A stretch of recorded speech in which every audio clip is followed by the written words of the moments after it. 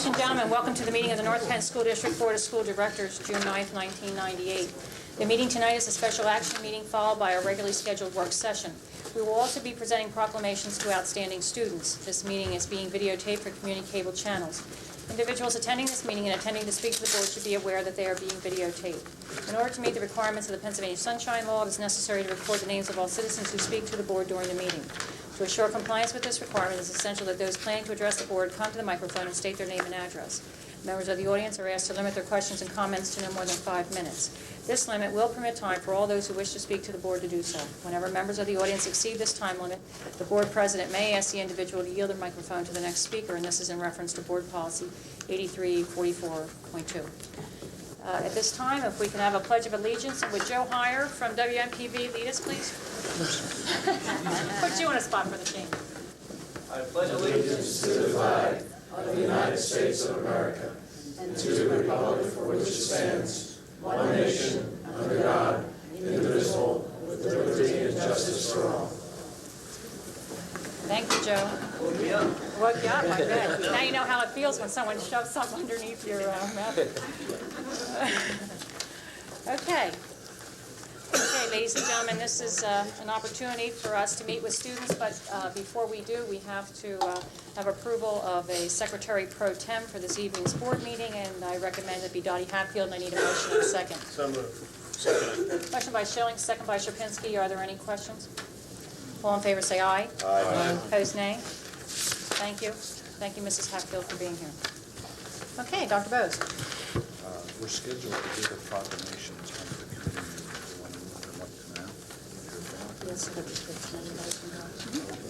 We're going to do the proclamations now so that those who are here, who are young people that want to study for final exams, or those who expect their parents to take them out for a big ice cream treat, we're going to do the young people first. And the first group to be recognized really gives us great pleasure, and as well as a great deal of honor to introduce the bright young people from Gwen's Orr Elementary School and their teacher, Joan Hurd, who have just come back from an all-expense-paid trip to Disney World, where they competed in the Bayer National Science Foundation science competition, and their topic was water conservation, and I think Mrs. Hurd will tell us about what that means and how well they did. Now, they are, I'm pleased to announce at this time that Mrs. Hurd and I have agreed that they are going to be the special topic of a half-an-hour television show about themselves and their project, as well as Mrs. Hurd, and will be featured on Channel 16 as soon as we can tape the show sometime in the very near future. Mrs. Hurd, we're pleased you're here. Would you tell us who these young people are and why they're here? We're pleased to be here this evening representing Windor Elementary School and North Penn School District. We entered the Bayer National Science Foundation Award for Community Innovation in the fall. The students came up with a topic of using gray water from the shower to flush toilets. They built a model that was 3 foot high and 2 foot wide and about 5 inches deep out of plexiglass. They did all the work themselves, and the water goes from the shower to a holding tank in the basement and then is pumped up to be used to flush the toilets. The title of the project was Don't Wait Till the Last Flush, Conserve.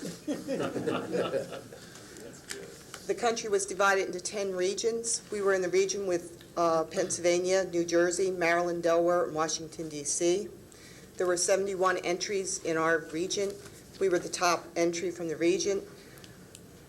This region 9 had more entries than any other region in the country. California was a region in itself and only had 5 entries. We left last Monday morning for an early flight to Disney World and Epcot and had a wonderful experience.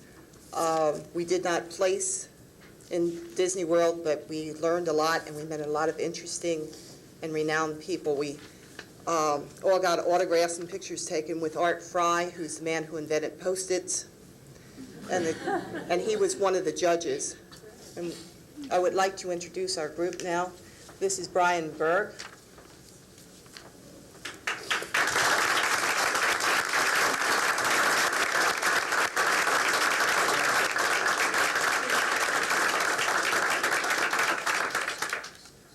Laura Barucki.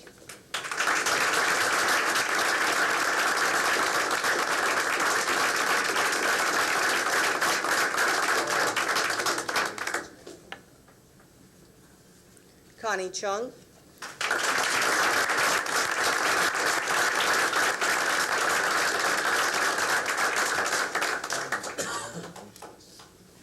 Tommy Geisel.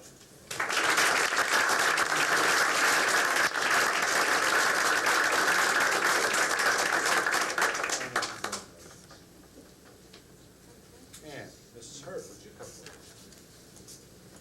This is our award.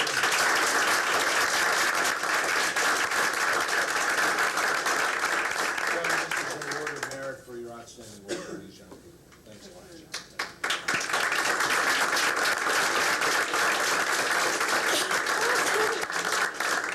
Okay, ladies and gentlemen, we're totally convinced these students are going to be very, very famous someday, and so the board always takes opportunity to stand up and shake their hands so that we can say we remember them when. You come around, students, and shake everybody's hand. I'd appreciate it.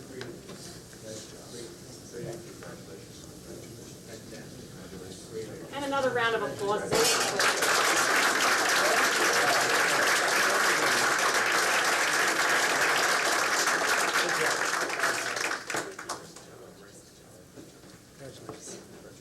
Camera needs to get a close-up of this tie coming around, too. That's a great tie. Get his tie all the way out. Great job. Congratulations.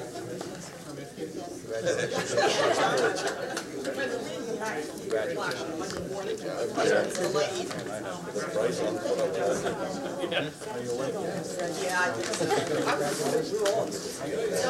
job. Did they get you on Thunder Mountain? Yes, they did. It was great. Oh, yeah.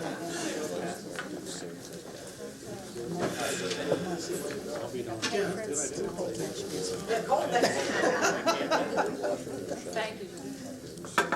The next group of students we want to honor and to recognize are from Penfield Middle School. They've competed well and have been recognized for their accomplishments in math counts, which is a math competition by team. Their teachers, Elaine Cash and Peg Fritz, will introduce them, but also tell us about the award. We are very proud of this group of students at Penfield. When we first met in the fall, we set a goal to be most improved team. And in setting that goal, we also got first. So we have two very large trophies at Penfield, one for most improved team and one for first place. And we are the only second team since 1983 that got both of those trophies the same year.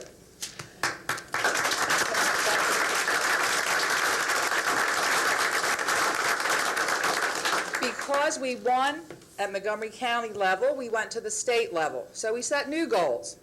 Our goal was to be in the top 10 teams and also to have one, possibly two, in the top 40 students. We met our goals. We came in 7th place. We had one student in the top 40. He was the second highest 7th grader scoring in the state level. And our new goal is to go back next year.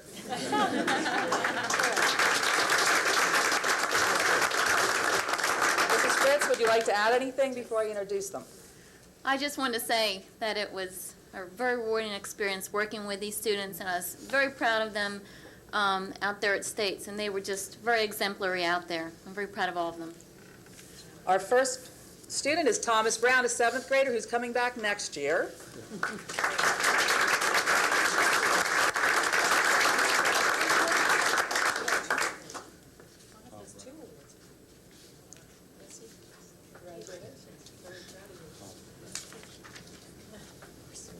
Our next student, Richie George, also a 7th grader coming back.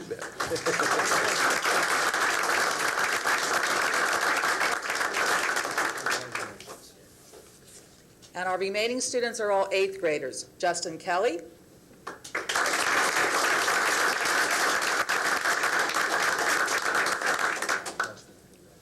Christy Kozak,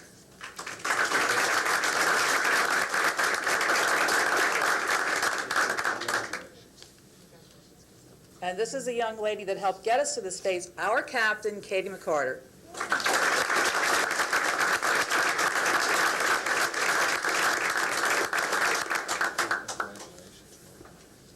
Rintha Vasagar.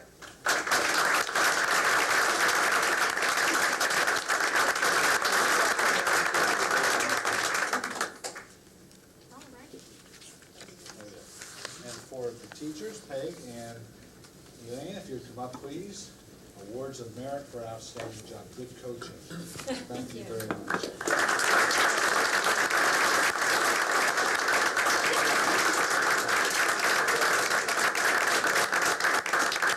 Alrighty, for the same reasons, we think you're going to be famous. Please shake our hands, come on around. Give us a thrill. Congratulations.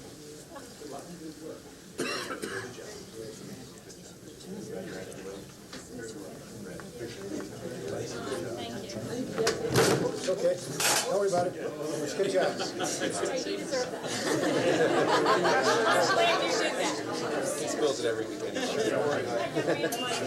Congratulations. Great job. Great job. You'll make it. Good job. Congratulations. Hey, Don. Great job.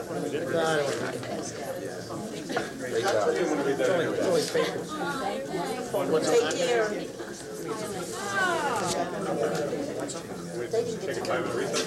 No. Ben, keep it going. Well, folks, the good news is this little spill up here, Don Hill can swim. The bad news is we just soaked Dr. Hassler's contract. The numbers are smeared, right? No, I don't remember what we promised. But we'll get that cleaned up. Okay, we have another group on deck. The next group is a group of young people from Pembroke Middle School who competed and did exceedingly well in the science fair competition. Their teacher, Linda Hubler, will introduce them and tell us about how well they did.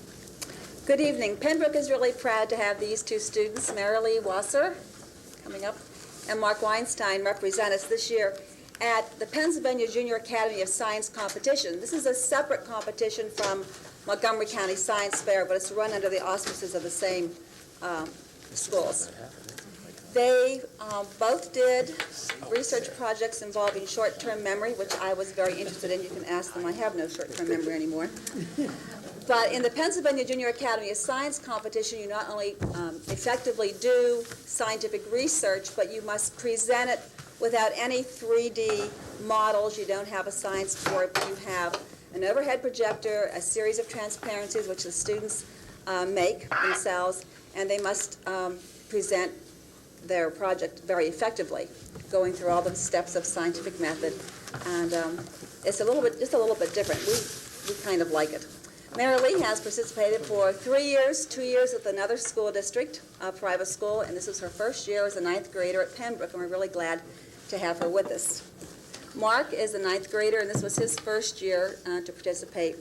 We sent 5 students to the regional level, which was held at Germantown Academy. These two won first place awards at the regional level, which made them eligible to go on to Penn State with about 3,000 other students and spend about 2.5 days there. Marilee's project was entitled Who Had What? And I've had to ask her that 3 times tonight before I got out here. She was testing the effect of various sensory input on short-term memory. She had one group of students receive the information auditorily only, another group, or perhaps the same group, another group received the information with just a visual presentation, and a third group received a combination of both. And if you're interested in her results, she'll be glad to tell you. Mark's presentation research project was entitled The Effect of Gender on Short-Term Memory. He had about equal-sized groups of boys and girls, and again, his results were very interesting, and if you're really interested, you can see Mark for the results. So I present to you Marilee Wasser and Mark Weinstein.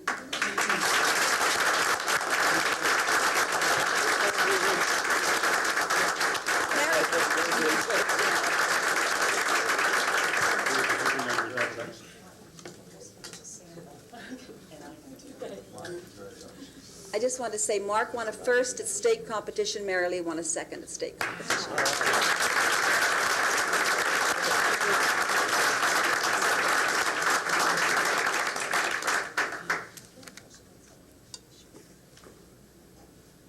And Mrs. Hubler,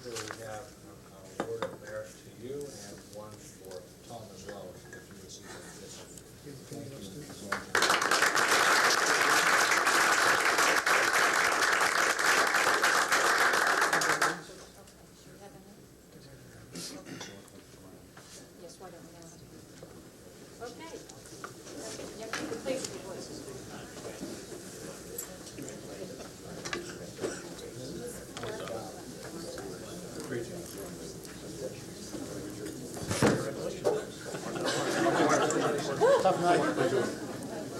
Some days we'll figure out how to talk. Congratulations, sorry. We get language, like we use international language. You did, really?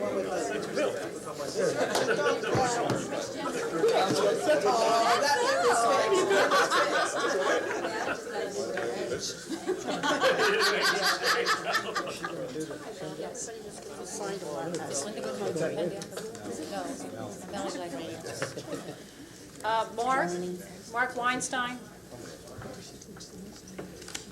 My apologies for you tripping on the end, but I understand that Mr. Hill had a science project checking the reflexes of younger folks. I don't think it's a winner. You have no fear of competition. Okay. All righty. Next, we honor 3 young people from Penndale Middle School. Unfortunately, their teacher is not able to be here, but Dr. Melanie Leithold, a science teacher from North Penn High School, will introduce them and tell us about their accomplishments. Dr. Leithold. Thank you. Mr. Kramlich extends his regrets, but he is delighted to have me introduce to you 3 ninth graders who are the future North Penn stars. That's the science, technology, and research students. Bonnie Lau did a project called The Whole Tooth About Teeth, and she went all the way to a 2nd place at the Delaware Valley Science Competition in Medicine and Health.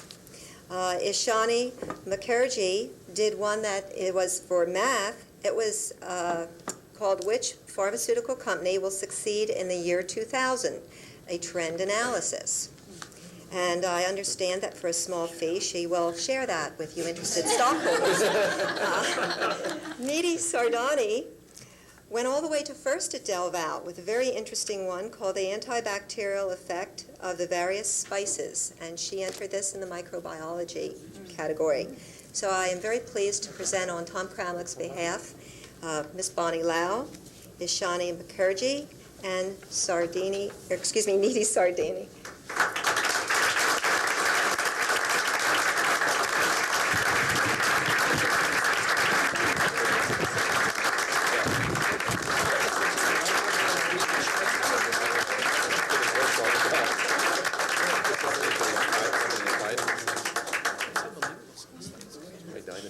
Dr. Leithold, we thank you very much. No, I don't think so. My little diorama. You're welcome. Appreciate all you do in this corner. That's why we're not in the drawing.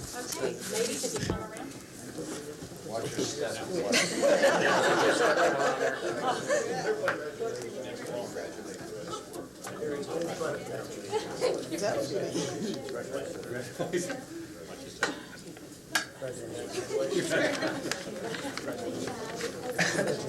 Congratulations. Great job. Congratulations. You're welcome.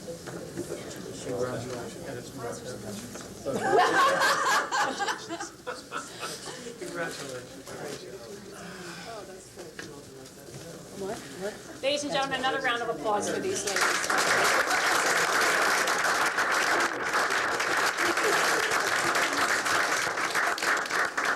And now to North Penn High School, where students working under the supervision and guidance as a team in a major national competition, as well as state or regional competition.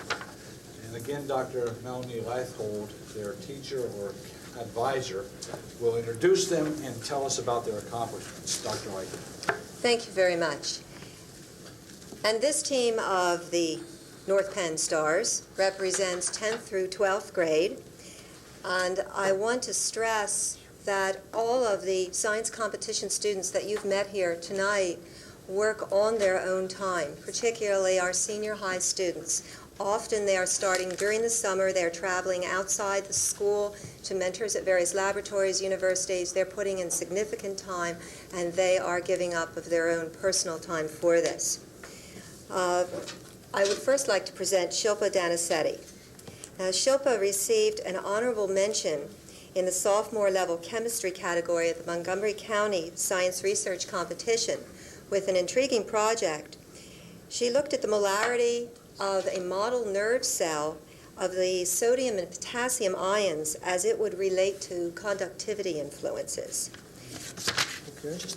And You say so. Janice Drew did a study known as the electrochemical study of pyrrole and surfactant.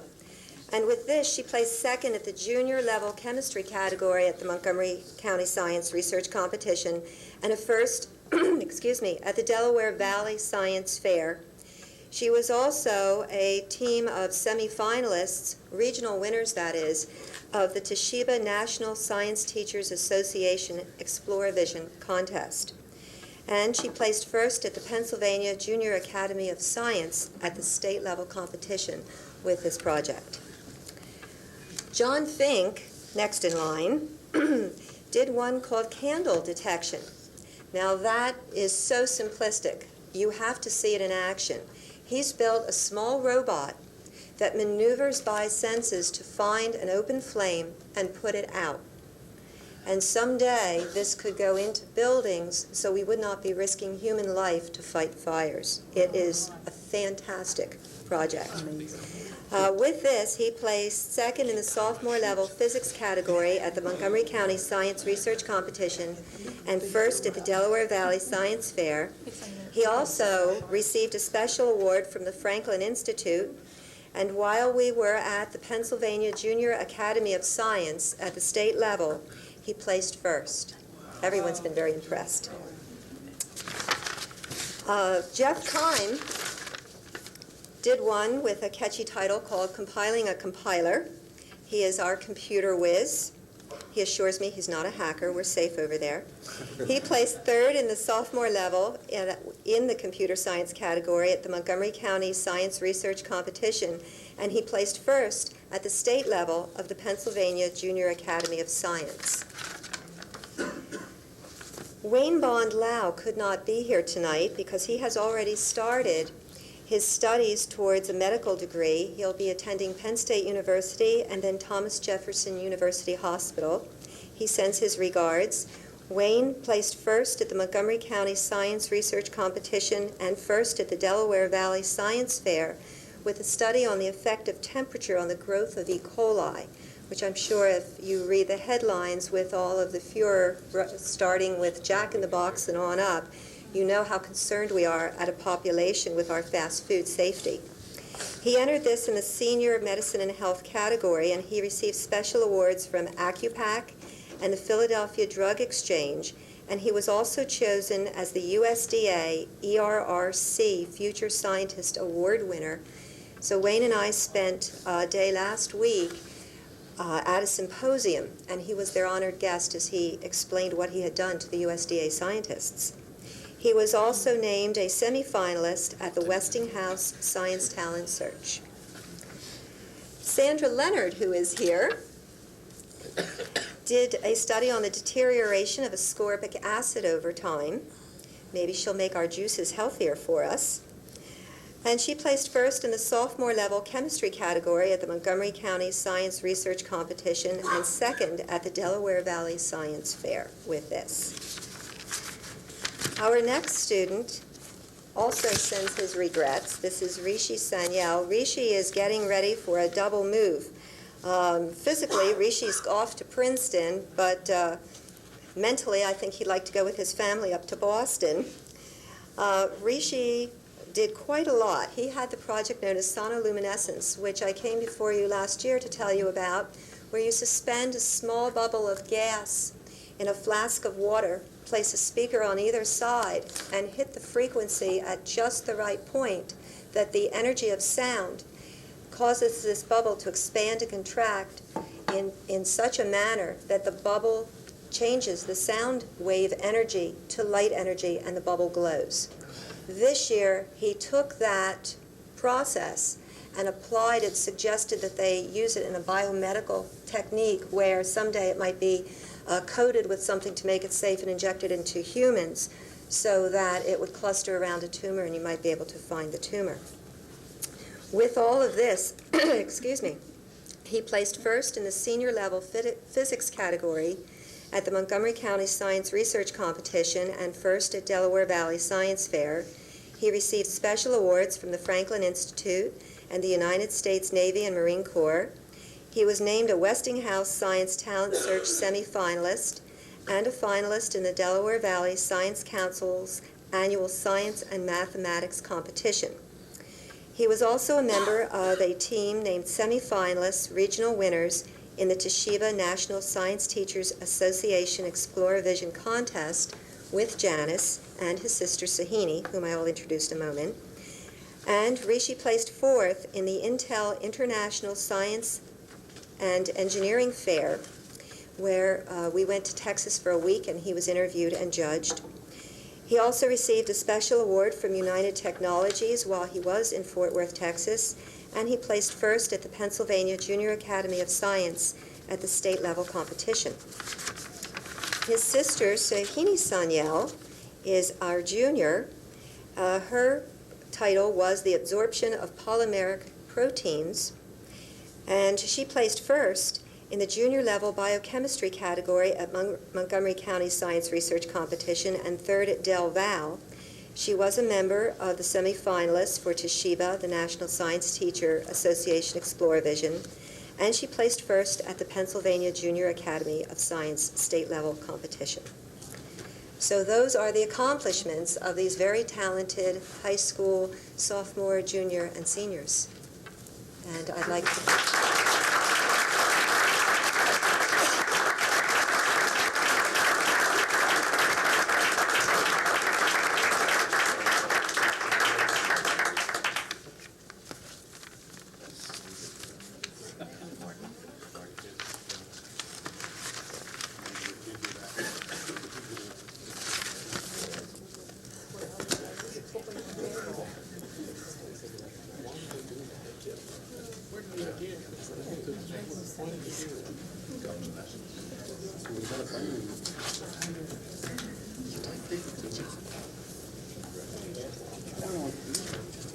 Dr. Eichel, an award for you as well.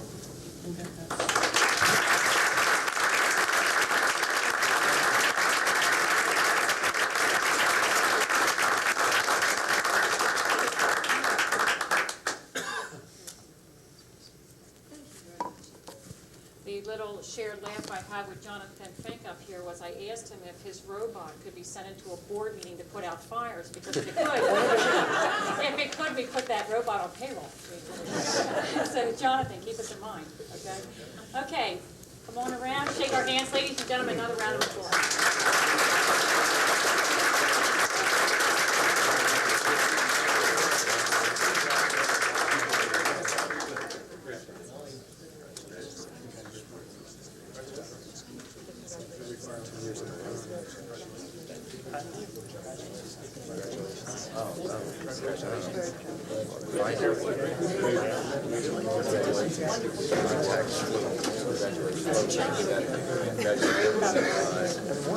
No. That's it. Are you sure? I don't have anything left to give out. Still dabbing? Still dabbing. Some of that stuff. Very impressive. He's really in charge of all this. You can't run fast. No. Kids around here are great. Okay, ladies and gentlemen, that was unbelievable listening to some of those projects. I don't know about you, but I found some of the topics and kind of intimidating, and certainly explains why I took phys ed. Please do. I ask President Mengel for a moment to comment. I'd like to reflect on what we just witnessed.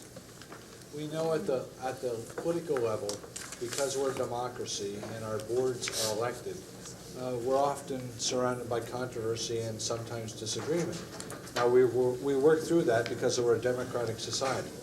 And we know conflict doesn't always mean that things are going to be bad. It might mean they're going to be better because we have differences of opinion. But I think what this demonstrates is, despite what we might think about the conflict at the leadership of the school district, the boys and girls in this school district are thriving. I've never been associated with a school district where the kids do so well on so many wide and varied activities. As competitors, they're good, athletically, artistically, in the sciences, and certainly academically. And tonight's another example of that. I wish all of you would take the time to ponder what this really means in terms of if a school district is doing its job, at the end of the line, we're producing children like these bright young scholars that we honor tonight. Thank you. Thank you.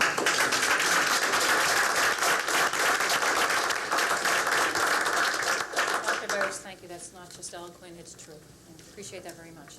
Just a real quick note, believe it or not, members of the board, we have somebody that lives in Quakertown named Vinny who watches us all the time. He said, quote, "It's my favorite show." I assured him that we're doing real business and it is not a nighttime soap opera. So Vinny sent me from Quakertown this lovely geranium, and I promised him we would put it on. Vinny, I would like to thank you for the geranium, and we are very, very real, and we're not pretending, and we are doing business. So Vinny, thank you very much, and continue watching. All righty.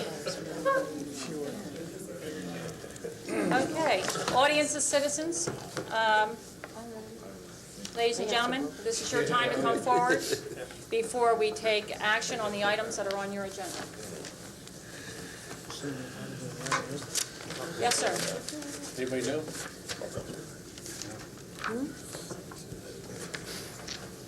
Maybe one day Vinny will show up and speak at the meeting. Oh, yeah. Paul Graziano, Tomenson.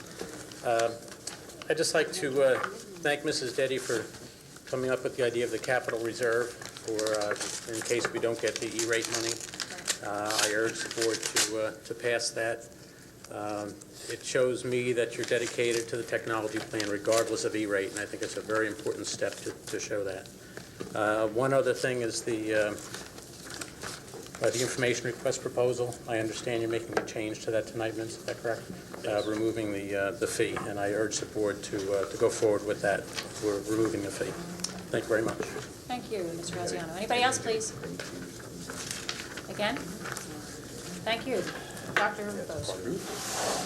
The first recommendation for the board's consideration is the recommendation to transfer in the 1996 bond $430,848.45 from the additional modulars project to the NAT construction project. All this as presented on item number 64-98. Okay, is there a motion? Motion by Schilling, second by O'Donnell. Questions left? Yes. Just so that we don't get into the same situation that we got into high school. I see that the project is going to be $2,895,560. That's correct. Why are we transferring the whole $430,000? Because I think we had 2.5 in there, didn't we? 2.45 budgeted. Right. We're transferring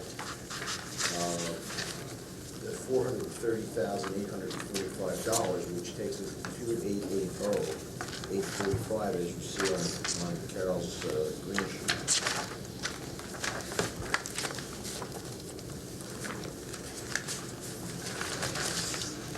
I'm confused.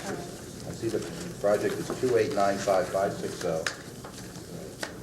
I show we only need 414,715 to bring it up to 2895560. No, we originally budgeted from the bond issue 2.5, right? 2.545, not 2.5. Okay, I was 2.5.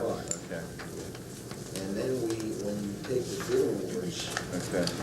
plus the architect's fees, which are fixed, plus movable and contingency, there's a need to transfer $430,847.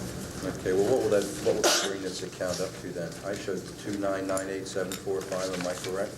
Shows you that the account will come up to $2,880,845. Okay.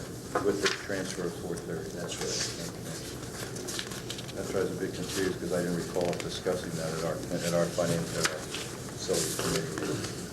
We didn't actually. This Carol brought this forward and there was a need to do it. Right. And we had. Well, that's why I'm asking now. We had 1.6 million Okay. set aside initially for 16 modulars, of Okay. which this money is taken from the Well, excess fund. we did discuss at our meeting that it was going to be $2,752,740 for the project. That was with the alternates. And now I see we're at 2,895,560. Nothing has changed. The awards are the same. The awards are $2,548,300. Right, But that's the 4 prime contract. Okay. You still have the architect's fee and all the other fees related to, I mean, for example, we're opening up with a $22,000 building permit. So you have all those fees, and that's how you get to the higher number. No, I thought at our committee, the 2,254,830 was firm. No. That was the contracts we awarded. We gave you this sheet. That's Right, firm for okay. 4 prime contracts. All right, now where did this 2,752,740 come in? That was, Oh, I that thought was they were the Mr. addition. No, that's just showing you, that was Mr. Delciato's Okay, estimate all right. for 2.4 So we're really coming in at 2,895,560. versus 3.1. Okay, thank you. That's all. Okay. Any other questions around? Around? To the right? Mrs. Sherman? There were, I guess a few months ago, I think it was April, that there was an authorization by the board for an audit of the 96 bond. And I've heard nothing on that as to what the final results or any follow-up on that whatsoever. And I just want to know, has that been fully completed to assure that we're not in a situation where we are suddenly having to take money from other bonds, like the only one out there would be technology now, in order to repay bonds that have been overextended beyond their limit? I mean, we had that with several bonds now in a row, and we've already had an overage with the high school. So I'm looking for an update. I don't know what's Would it just be appropriate. best to say simply that the audit is done and hasn't been reviewed yet? That's correct. At this point in time, the audit is done, and we have to review it. Okay, then is there someone here that can say that based on the information that you've gotten to date, that you know for certain that we are not in danger of having a deficit in this bond with The all audit is projects done. that are already scheduled? It'll come up for review later on. Right now, there's no answer. The audit's done and it'll be reviewed, period. Okay.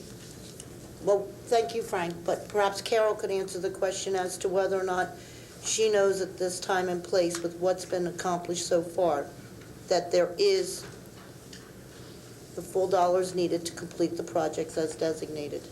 You mean the transfer, Vicki? The 430,845? All of that. I know it's supposed to be there for modulars, but you have to understand, Vince, that on several occasions, we keep hearing about the other dollars that aren't going to be used because of the high school and because of other projects, and I just want to make sure that we're clear on all these dollars. There's sufficient funds for the transfer of $430,000 to the NAP project. Carol, would you have ever recommended a transfer of monies without knowing the money was there? Would you do that? Can I please have a professional answer based on your resume, your experience, and your expertise? Would you do that to this board? Can I take the Fifth Amendment? Never do that. Any other questions, Mrs. Scher? Just to say that that wasn't the point. It may be there at the moment. I wanted to be sure that we were going through an accounting process. If that were the case, then we wouldn't have bothered with an audit. We needed that because there was questions and concerns as to whether or not we had the adequate dollars to complete all the projects that were designated within the prospectus of the bond. Thank Mr. you. Schilling? No. Thank you. Okay, there was a motion and a second. All in favor, say aye. Aye. Opposed, nay. Thank you.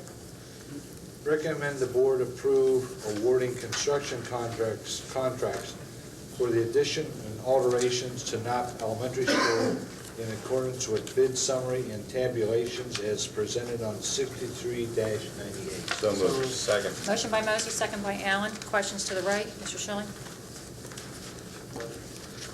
Around? To the left? All in favor, say aye. Aye. Opposed, nay. Thank you.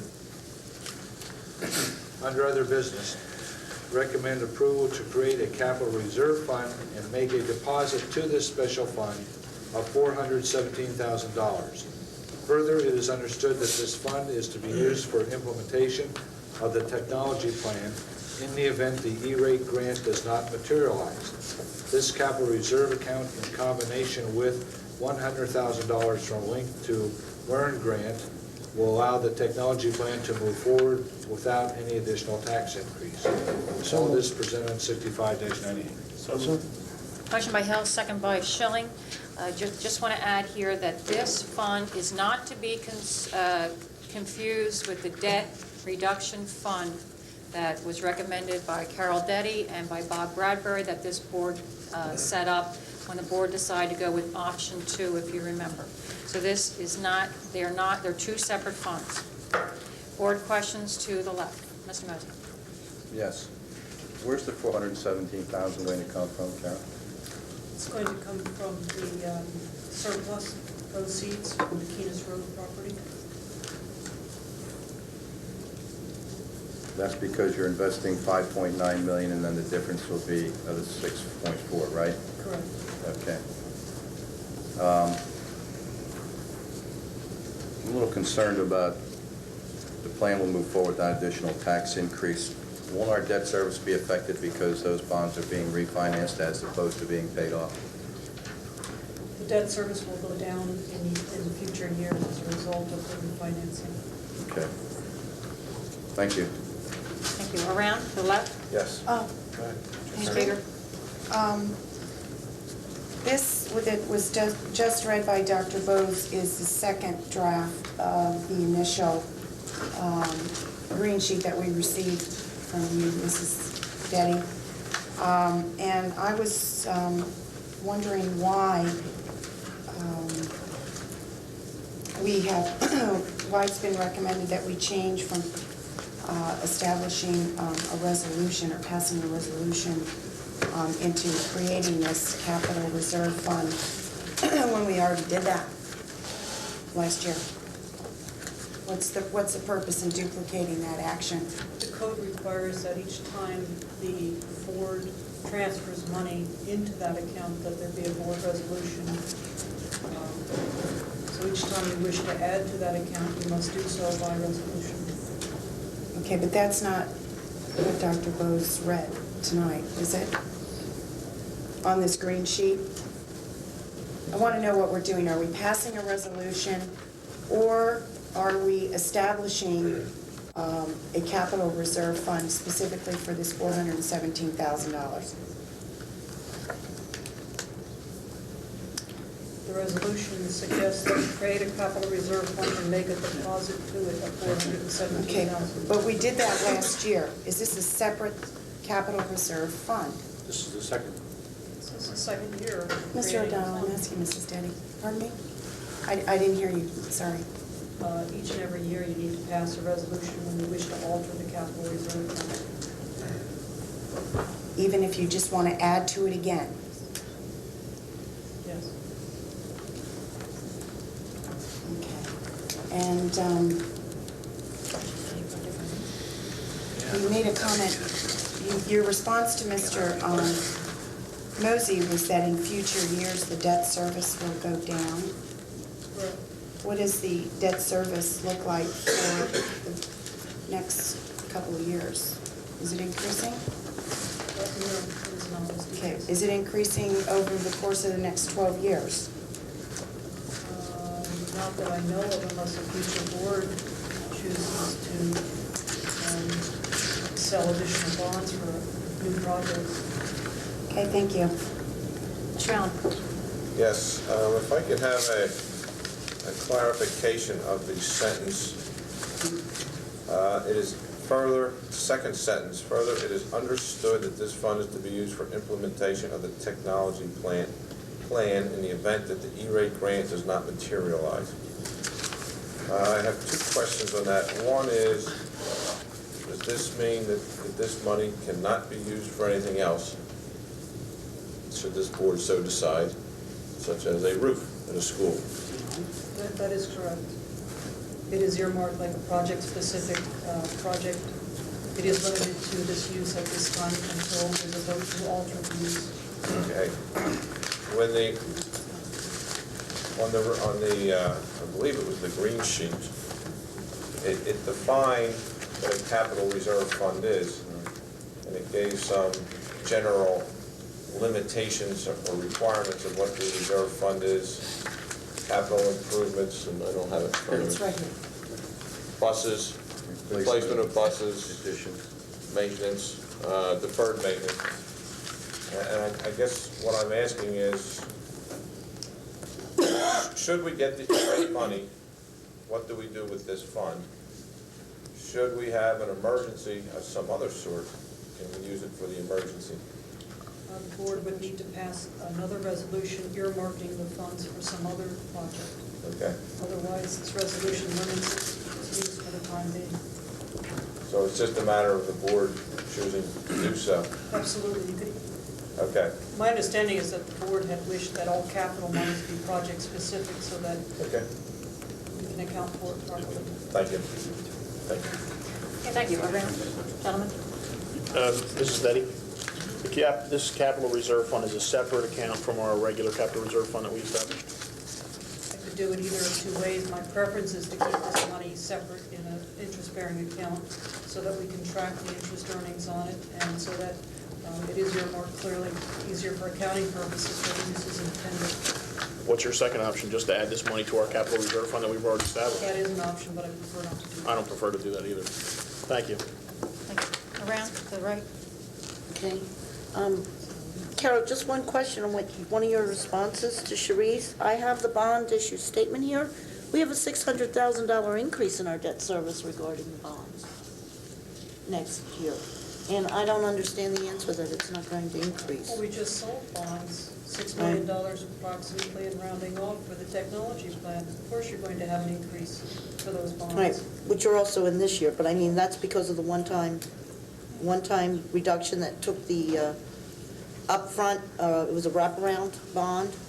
And of course, with wraparounds, you have an increase in your principal at later years, as well as No, the changes. new bond for technology has an equal debt service payment payout over the 12-year period. Right. Right, but I'm saying overall, with the whole package, it goes up $600,000 more. That is not correct. Well, then I'll have to ask Mr. Bradbury to explain his debt service schedule that's inside the bond document that we have. The question I have regarding this capital project account, I don't think there's any balance left in the existing capital reserve, is there? There is a small balance. It's based on timing. All of the monies have been earmarked. The monies have been earmarked for the high school IMC project, for the pre-middle school IMC projects, and for the administrative computing project, which involves the Penimation conversion. But basically, everything's encumbered, if I'm not mistaken, because we needed extra dollars in order to complete the middle school, correct? That's correct. That's correct. And that's all technology-oriented, too. I don't really know if there's any difference between the purposes of the capital reserve account as it stands today. I mean, if you think that there's some administrative reason for a separate one, the fact is, it's all technology that's in the one that's there. There are really no remaining unencumbered dollars left in it. And I don't know whether it makes it more complicated or... It does, because they have a cash balance in that $1 million reserve, and that we haven't paid all the bills they're due and owing for those three projects. So my intent is to keep it as a separate account. It's easier for me to account for it and to report on it in the future. Okay. I stated my feelings regarding considering the $417,000 excess dollars in that we still have not, we are only projecting right now what the yield will be in covering the indebtedness that we've maintained off of the investment. But I have to also question, and I said that in the committee meeting that we both, of technology, I stand behind that sentiment, but I'd also have to question, where are the legal fees that have been, and other professional fees that have been involved in the full process of selling Keenest Road coming from? We're saying no additional taxes with this, but this has been since 1996 that we've had various attorneys having meetings advising the board. Quite an involved process, right on through the settlement. Well, the legal fees that you've been incurring throughout the years have been paid on a monthly basis to the law firm and consultants that you hired. I believe that the bill that we just received from our council includes the final payment on the closing for the Keenest Road settlement. I do not recall the exact amount of that cost. But there's no sense of feeling that there's recovery to be of those dollars credited from the proceeds of the property and acknowledged as an expense associated with the sale of a fixed asset? In prior years, you've taxed people to pay for those legal fees. There's no way that you could account for it twice. What about the latest bills? Paid for it once. What about the latest bills? The latest bills have been being paid all year from the general fund and the legal account.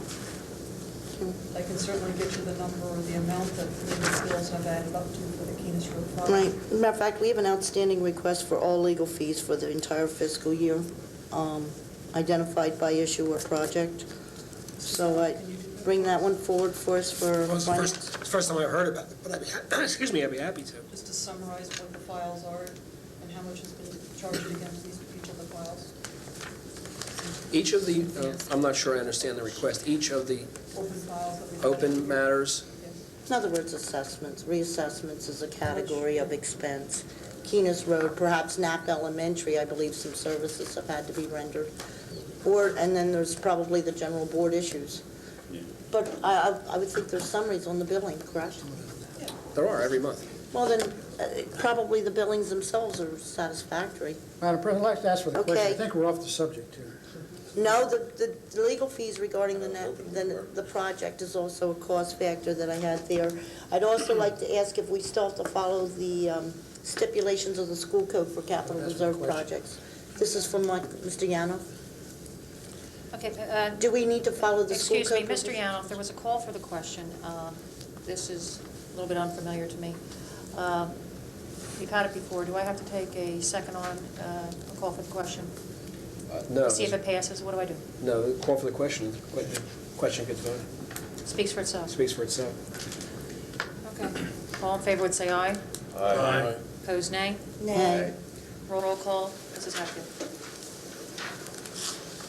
Allen? Yes. Hill? Yes. Krieger? No. Mosey? No. O'Donnell? Yes. Scher? No. Sherpinski? Yes. Schilling? Yes. Mangle? Yes. 6 yes, 2 no. Thank you. Is there a motion to adjourn? Well, you didn't take the vote.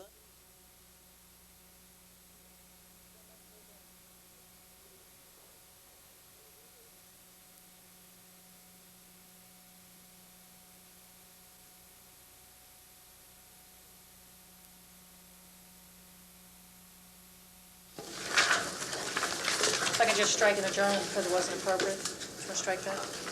I should Note have that I just did stayed that quiet, and, considering, but I can't ask a legal question. Excuse me, Ms. President, when are we coming back to the next meeting? just stay put. We've made I erred in calling for an adjournment. Question, and now it's a matter of voting on the motion, correct, sir? Yes. Thank you. Okay, the recommendation was put on the floor, and there was a motion and a second. Mrs. Hatfield, please read back from the record who made the motion and who made the second. Mr. Hill made the motion, Mr. Schilling made the second. Okay, thank you. Okay, all in favor, say aye. Aye. Opposed, nay. Nay. Roll call, Mrs. Hatfield. Allen? Yes. Hill? Yes? Krieger? No. Mosey? No. O'Donnell? Yes.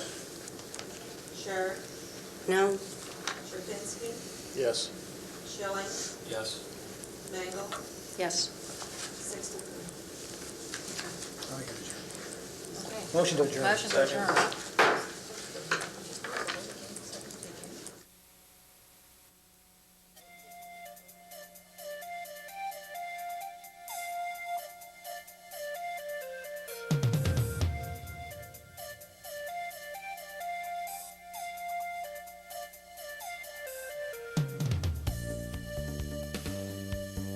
Have you met with him? You spoke to just negotiations? I'll get you that right away.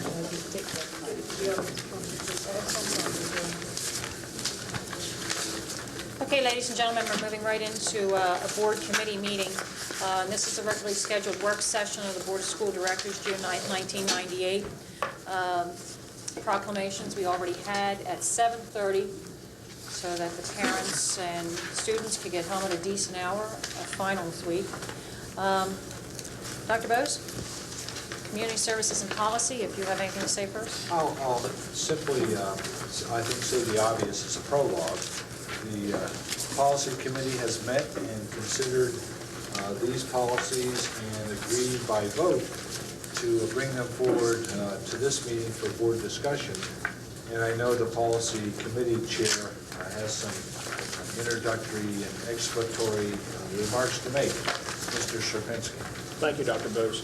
The three policies tonight coming forward. The first is posting of open positions and transfers, item 2498. The next one is child rearing leave, which is item 4898. And board policy 2465, which is our information request policy, item 4898. Since our last reading and we've had a committee meeting between then and now, and we have made one recommendation to the change on the information request policy. Line C is to be removed, where the school district will charge 25 cents per page for copy of specific documents requested. At this time, we're going to recommend that we remove that line, and we will review this issue again next school year after we've had maybe 6 months or so to track the request and to see if our costs are absorbent over this issue. And that's where we've left it. And I open it for further discussion if anybody would like to. Any board questions to the right? Mr. Schilling? Around?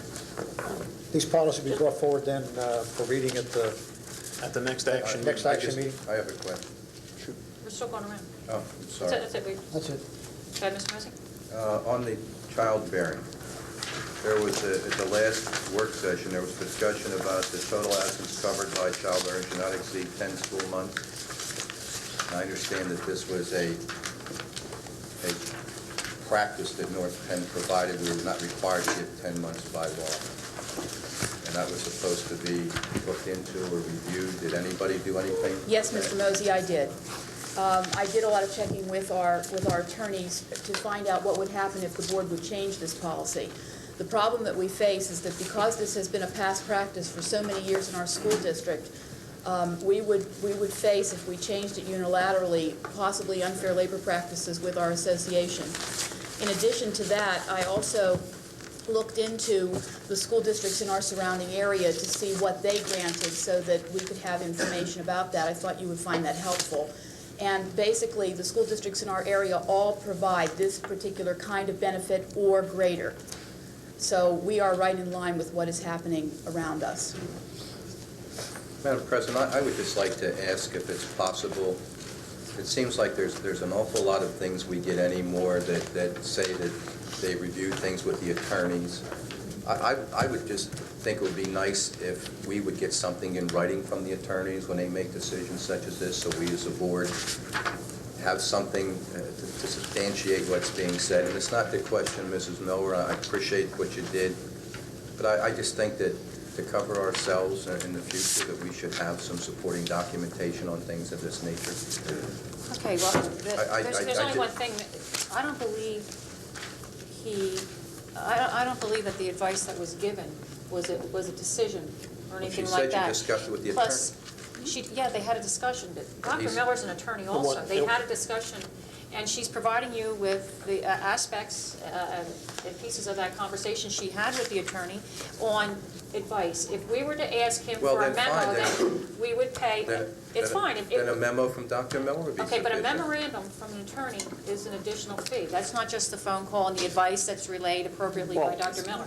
If you want a memorandum, that's another fee for having to put it in writing. Madam President, I think the most appropriate way to handle that would be to have Judy handle it by putting out her own memo. The only difficulty we have with asking for a written opinion is we now have a written opinion.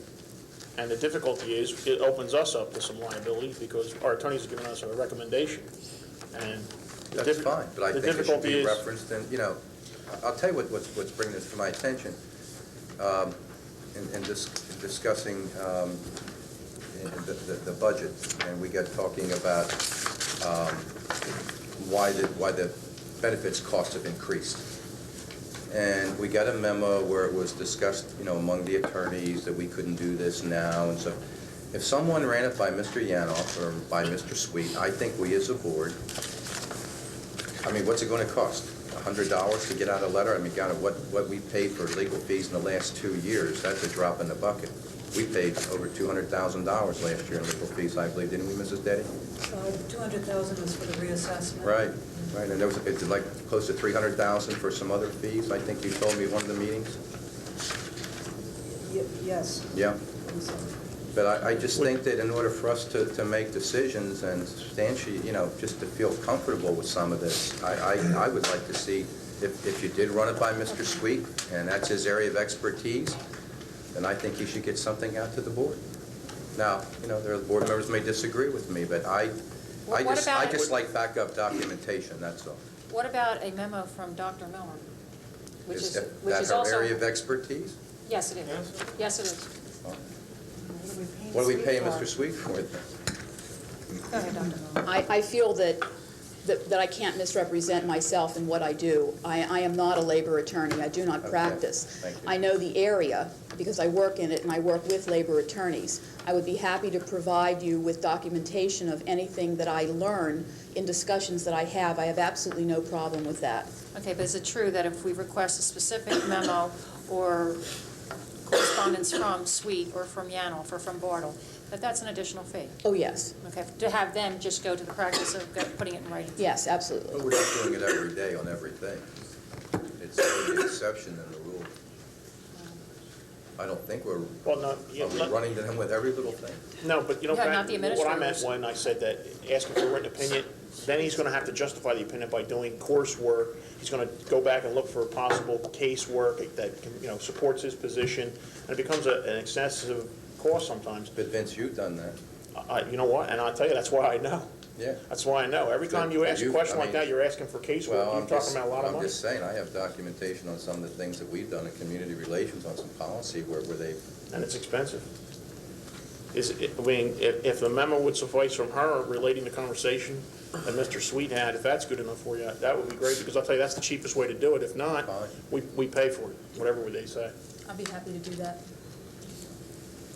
Just a suggestion. And CC your memo to us to also Sweet. Or Yanoff or Bartle et al. Any other questions? All right. Dr. Miller, on this child rearing leave, Mr. Mosey's questions about the 10 months, that is without pay, is that correct? Yes, it is. So there is no set in savings by reducing that 10 months down to 6 or something like that? The district gains nothing? Correct, it's all unpaid. Okay. My only concern with that, Madam President, is the fact that childbearing leave can happen anytime during the course of the year.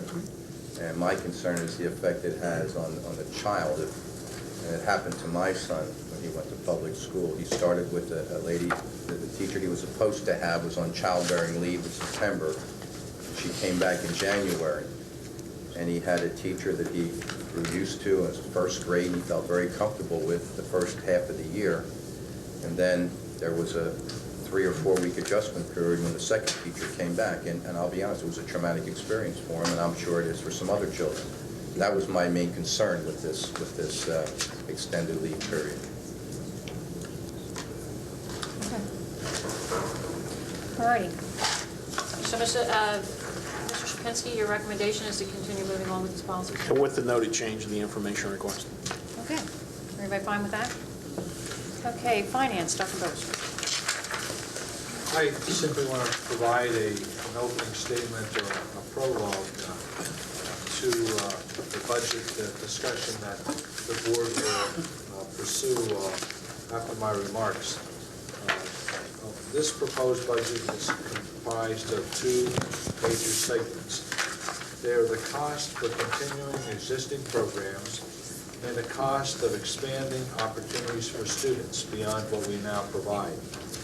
The expenses that have been allocated for existing programs this year amount to approximately $11.6 million, and the expenses for continuing these programs next year will be an addition of approximately $114,648,796, which represents a 2.65% increase.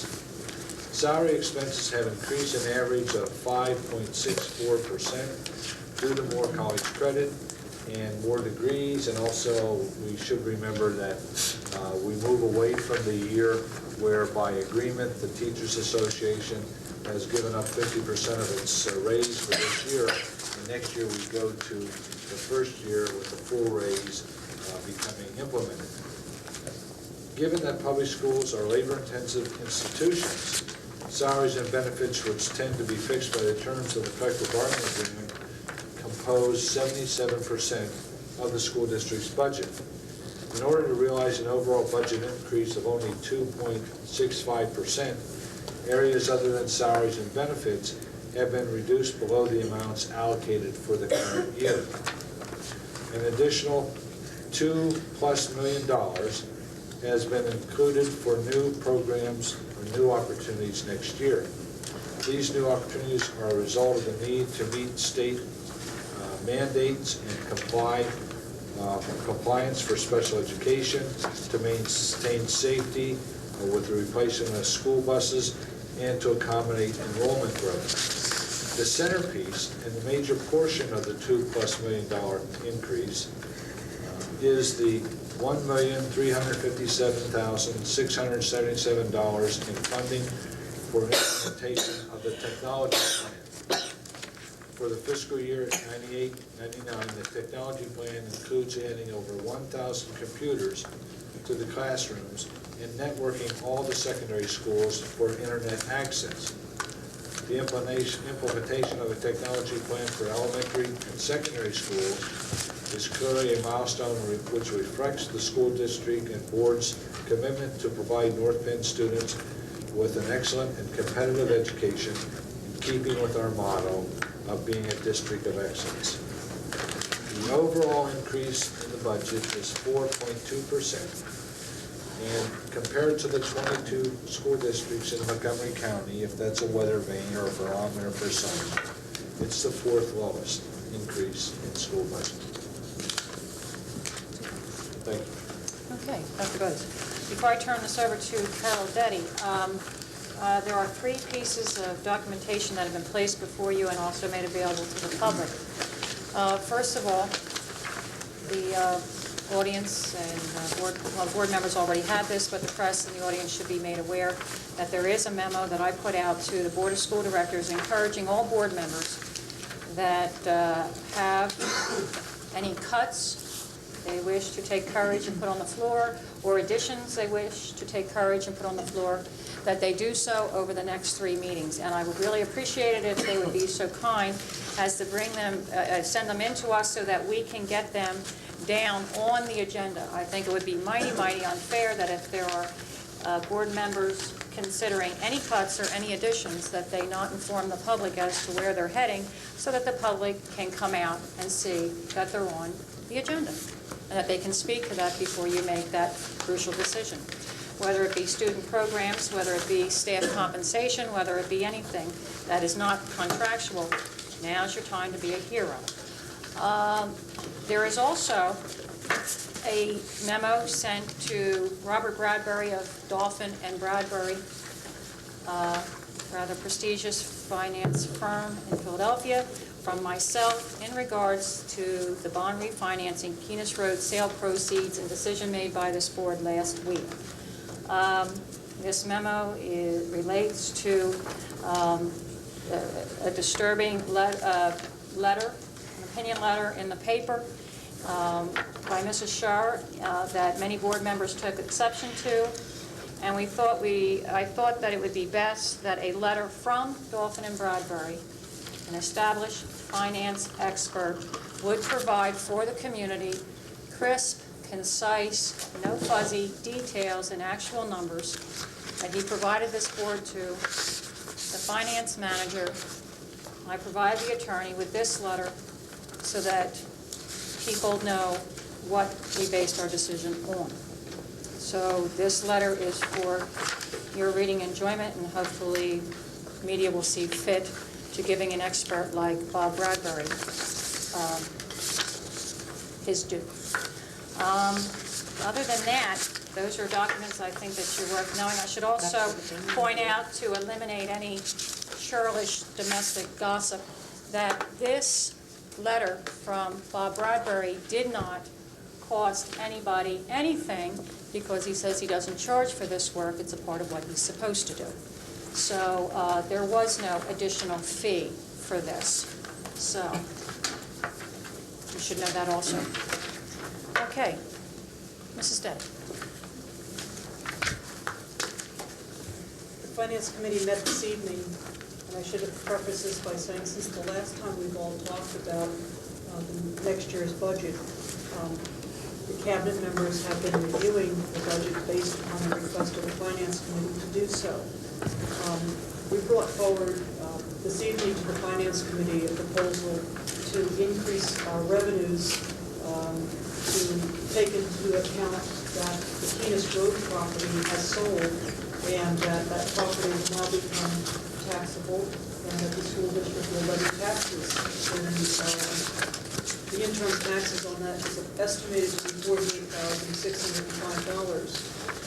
Ordinarily, property with a sales price such as that of Keenest Road, property taxes would be in the neighborhood of $100,000 for a one-year period of time. However, that property has been classified as a tax-exempt property because the school district owned it, and that status will not change until January 1st, 1999. Therefore, the school district will only be able to levy taxes for a 6-month period and will not be entitled to the taxes from June 1st to December 31st. At any rate, it's also to be noted that this document, the budget document, has been a dynamic document. It has been full of frustration for many people. I think a lot of thanks goes to the Finance Committee for their direction. The comments made tonight was that the budget continued to change, and the frustrating part is that it goes up, and then it goes down, and it goes up, and it never seems to have a real impact of going down repeatedly. At any rate, we proposed tonight budget reductions in the net amount of $26,891 to the Finance Committee. They have modified their recommendation in that I believe you have a list of those changes to the budget. They have modified the recommendation to leave the trailers in the budget for the Gwynn North School. That cost is $14,000, and the recommendation is not to remove that expense from the budget. The net change from the $26,891 is $12,000 and some odd dollars, almost $13,000. Where we are with the millage increase is 8.95 mils, and that is using the old method of converting. Obviously, it's going to be some much lower number, and we'll have that in the newly distributed budget book, which will be done for next week should this board accept the recommendations that are made tonight. That millage has been reduced. It had originally begun when we first started the budget back in April. It was in the neighborhood of 17 mils, and through the process, it has been reduced and it has been modified. Imagine, unless there are some specific questions about the recommendation for the changes in the budget that are listed.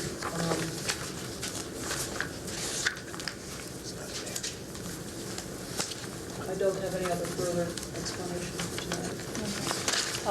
Ms. Steady and Dr. Hassler and Dr. Bose, I want to just say before we begin comments around that on the sheet that you provided tonight on the 98-99 budget changes proposed by the administration.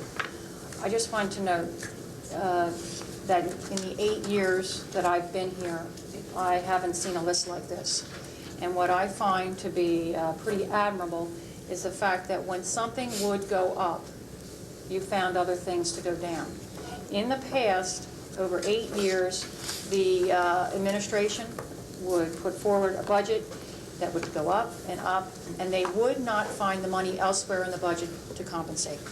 They just kept the change, or pocketed the change, to the point where we used to accuse the budget of being a wonder bra.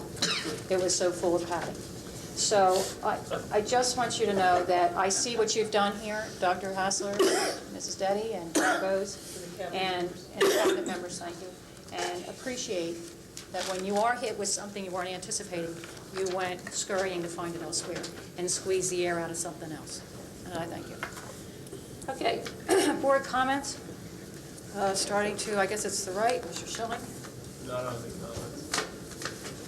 Nothing, Mr. Schilling? Mrs. Scherer? No, I'm not asking for any line-by-line item decisions by the board.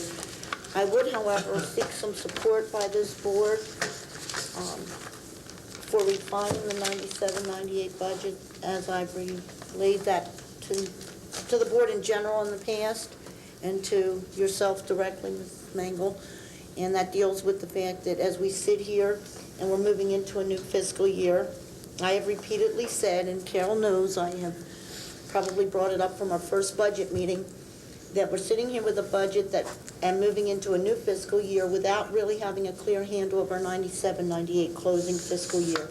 And by that, I speak of the treasurer's report that we received, and it has remained static since April, that there's $12 million of undedicated and unidentified spending for the 97-98 year. And it's been very difficult to sit and look at a budget, and I have a 97-98 expenditure aspect, but in many areas there's no dollars when we know we've spent money there. We have a control account with the benefit dollars of $5.9 million, which we never approved in the 97-98 budget. The dollars were line by department. They're in a control account. They're not placed according to the personnel. And even with the encumbrances, almost a little over $20 million, I think it is, to carry us through the year end. Beyond encumbrances, beyond expenditures to date, there's over $12 million that's undedicated, nor is it justified as being anticipated as an expense for the 97-98 fiscal year. I think, Donna, you know very much. Okay, I know you said that to me, and I know you've told Carol that, and I know Carol has provided an answer. Carol, would you provide it again? Okay. I have an analysis, and Vicki is absolutely correct. The treasurer's report shows an unencumbered balance of $12 million as of April 30th. The history on this account going back 5 years is that your unencumbered balance is in the neighborhood of $10 million, $16 million at this point in the year. I have a list of those expenses that will be paid out in May and June, and those expenses are as follows. Salaries and benefits, $5.5 million. I'm going to round off. Utilities, $900,000. Grant expenditures, $232,000. Assessment liabilities, $400,000. All the miscellaneous supplies, printing, repairs, advertising, postage that are in the pipeline, $350,000. Technology for the middle school subsidy. We need to subsidize that program by $150,000. And estimated physical plant expenses were $150,000. So that we know that our total expenditures, based on our best estimates as of April 30th, are in the neighborhood of $7.5 million. Okay, but Carol, we have $21.3 million encumbered, not yet spent as of May 12th. I wasn't talking encumbered dollars, which salaries should be encumbered. Anything except perhaps some odd hourly rates. Under personal services for salaries, personnel salaries, regular programs, as of May 12th, $11.9 million is encumbered for year end, yet to draw out expenses. I'm not overlooking the encumbrances, nor am I even attempting to challenge that maybe we've over-encumbered. I'm saying that there has been since April, the $12 million that's there.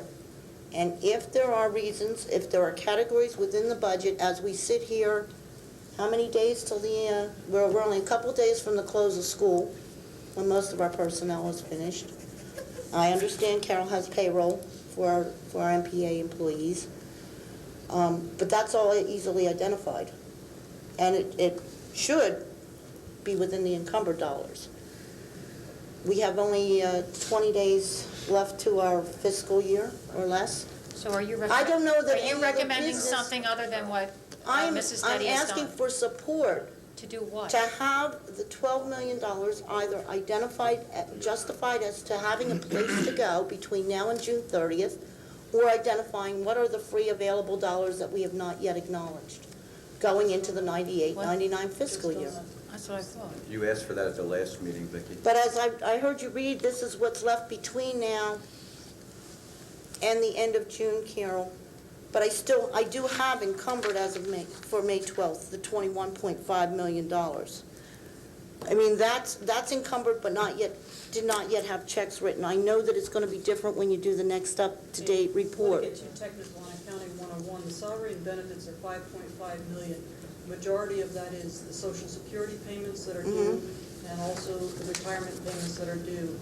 Recognizing that the teachers get paid in July and August, that Social Security and pension for those paychecks must come out of this year's budget. That is in the neighborhood of $5.5 million. It is not encumbered at this point in time. Their base salaries, in fact, are encumbered, and you have so stated that. Then can we not do a general ledger sheet that actually places those that are identified into encumbrances where they belong? No. Any other questions? Mr. Hill? Around? No, I've don't know what else to ask on this budget as we've been around. I think it's been laundered about as clean as it can be at this stage.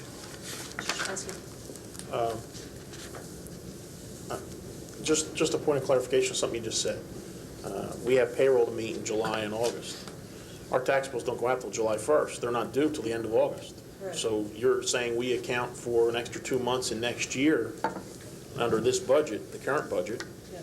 to cover the cost of operating in July and August when the tax hasn't, our money hasn't come back. Yes, you have to have a sufficient fund Would- balance to... Would that pay the account bills. for the money that Vicki's questioning? No, she's correct in that we're on a 14-month pay cycle. Right. Well, haven't we been that way in the past? I'm sure you didn't inherit this. But we're no different than we were in prior years. Prior years, as of April 30th, we were in the neighborhood of $10 million unencumbered to $16 million unencumbered. Right, it's all relative, So it's all because it was that it's way all last history. year. So, Trend. well, based on trend history, we're on target, but also based on my analysis, we're on target. Okay. Mr. O'Donnell? I just would like to make a couple comments. I made some notes over the weekend. There's been a lot of information put out by the media, and I just like to say one thing, just my comments, my turn to talk. The Finance Committee has held approximately 10 meetings so far this year on the 98-99 budget. Beginning in January and February, a Senate on planning for tax stabilization and multi-year equilibrium planning. This was a new concept that was introduced by our Director of Finance, Carol Deddy, and the board's external auditor. That first time, I think we had several options, several financial models you presented. The district's past performance was modeled and studied, and the future was forecasted by determining the most fiscally responsible way to relieve taxpayers of the huge peaks and valleys of the school tax hikes experienced in the past. And they've been 15, 16 mils. This discussion became the foundation for budget planning in terms of establishing and maintaining a free balance and smoothing tax increases from year to year. The first draft of the budget that was produced on March 24th included new and expanded programs. The budget totaled approximately $119 million. On April 1st, a few weeks later, the committee meeting focused on the administration responding to a list of 20-some written questions submitted by me over that weekend. I was prepared for that weekend, and I gave Carol Deddy a list of those, and I passed the recommendations out to the committee. On April 8th, the committee established a goal for the administration to reduce the budget by 3 mills. At that time, I believe all of my questions were answered. The administration then presented a budget with recommendations on April 14th to decrease the budget by 3.3 mills. The committee accepted these recommendations. On April 28th, the committee directed the administration to find another $1 million in reductions. Also, some committee members highlighted a series of 45 line items accounts for the administration to review.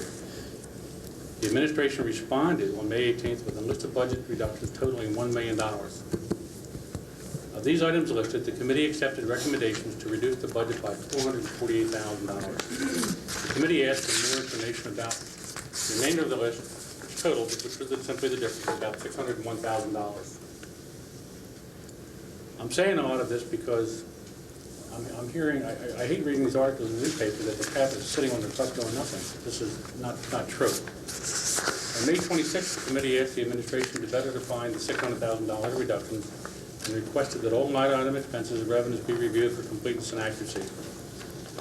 Tonight, the recommendation has been made by the Finance Committee to further reduce the budget by $12,000, almost $13,000, which Mr. Deddy just said a little bit earlier. Having observed this budget process in past years, I feel that the administration has been extremely responsive to the committee's direction and sensitive to our desire to keep the tax rate as low as possible for the taxpayers. The residents who have consistently attended Finance Committee meetings have repeatedly commented on the clearness of the facts, as I've heard, and the decisions that needed to be discussed. For those who attended the meetings intermittently, the school budget is complex and difficult to grasp. I just feel that I want the public to know and the media to know that the cabinet and the administration has been responsive to our concerns. I read articles in papers that they've done nothing, and that just disturbs me. So these are the facts as they've occurred, and I just want to set the record straight. Thank you. Mr. Allen? No comment. Mrs. Graver? Yes, Mrs. Deddy, I'm referring to your memo that came in follow-up to the May 26th Finance meeting. On the front page where you give the reduction history, dated April 14th, May 18th, and June 9th, attachments C, B, and D in the packet. Of the April 14th reductions on page, I guess that would be attachment C. All of those reductions have already been incorporated into the budget.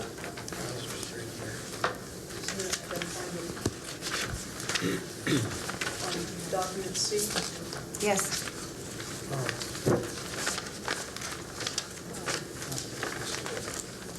Yes. And just to make sure, and this is like the most confusing thing I've ever had to figure out. The other, on B, the other areas of possibility, with the exception of the 2 circled items for the modulars at Glenor and the wage adjustments for the aides, have those been incorporated into the budget as reductions? No. So these are still areas of possibility for further reduction in the budget. Is that correct? That's true. No, she just said. And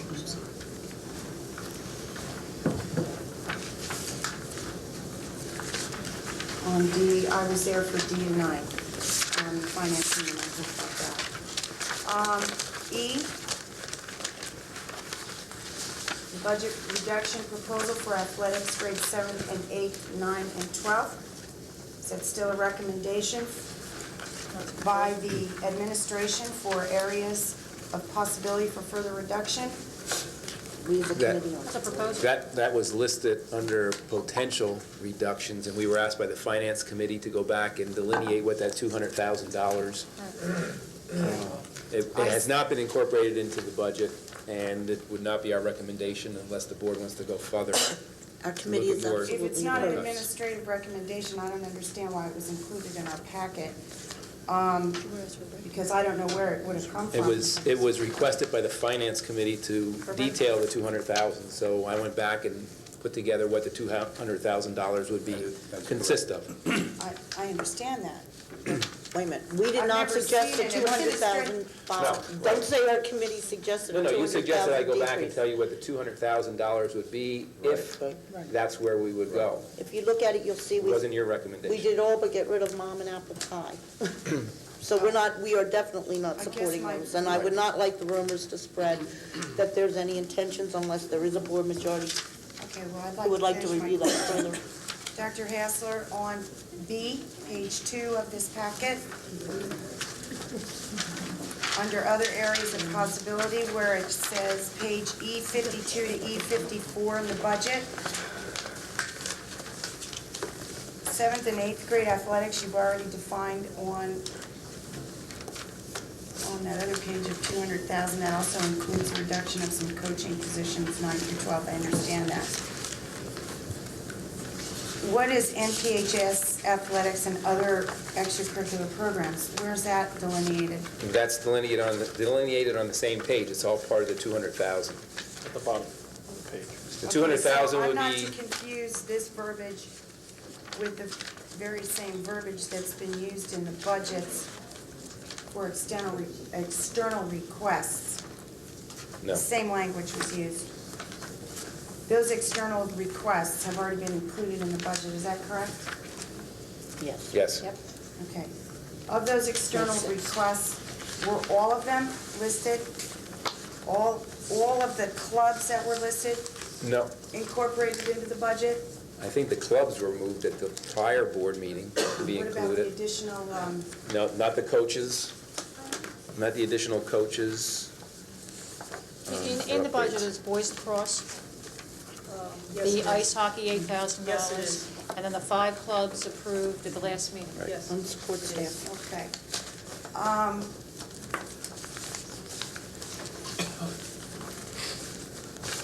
Okay, on this list, other areas of possibilities.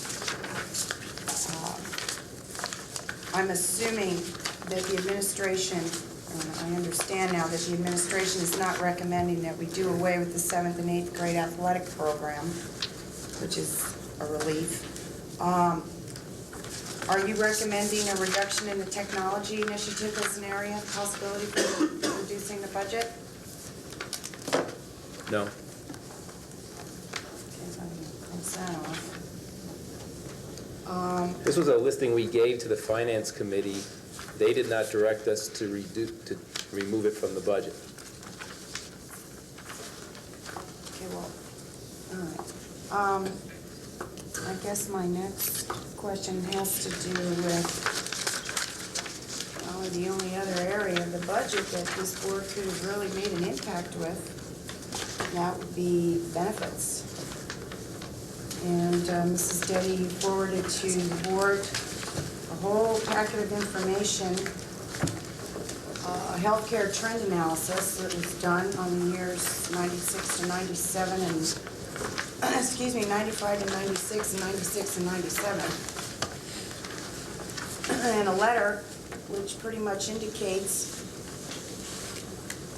from the individual who sent it to you from Blue Cross that now would be the time to educate the membership to try to migrate towards another insurance plan, Keystone POS plan.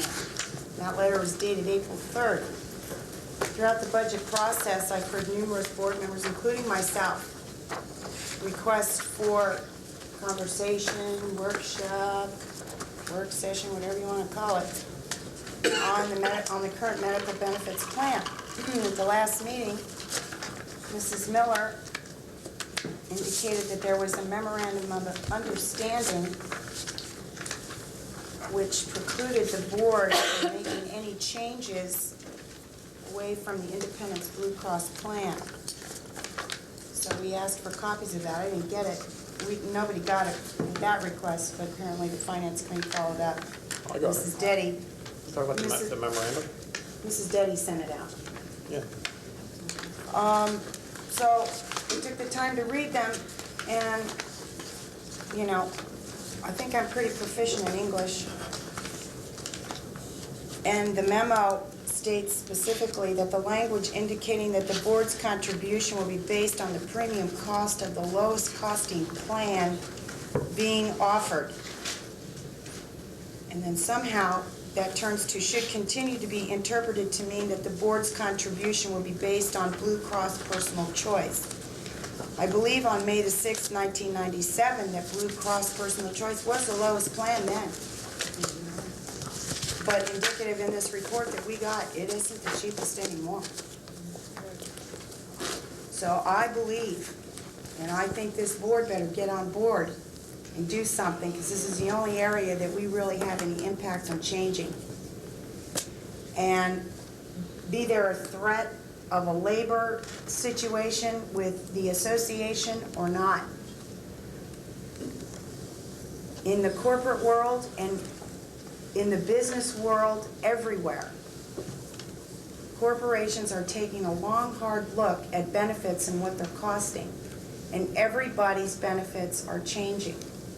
Everybody is having to pay higher copays, and we seem to be the only business in town, because of a threat of a labor issue, doesn't want to go there.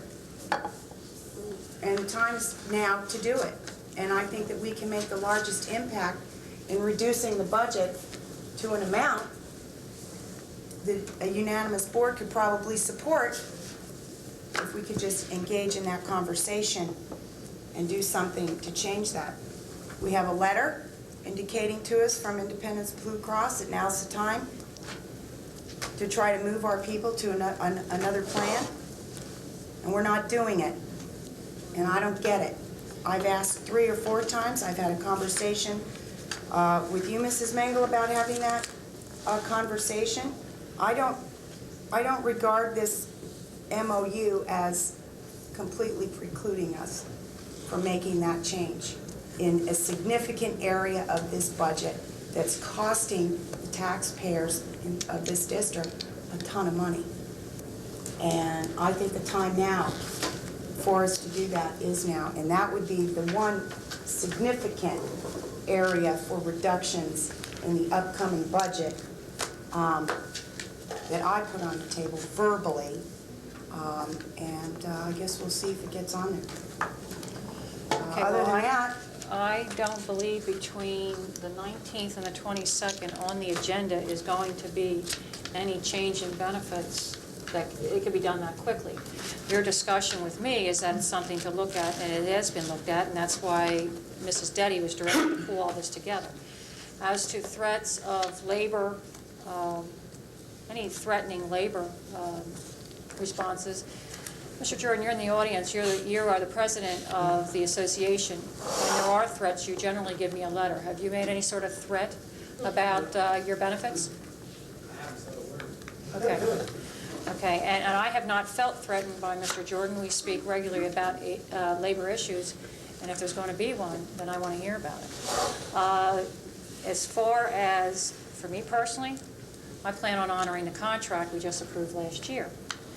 Mr. Jordan knows very well that this last contract's major toehold was the understanding of cost of living.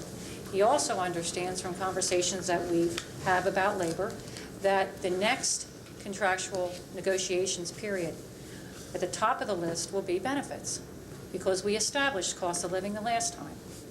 And we had a very successful contract. There was no dispute. There was no war. There was just some good negotiating. Thank you for being here, Bud Bose. May I add, Donna, yes, sir. at the risk of interrupting you, which That's I've all already right. done. That's all right.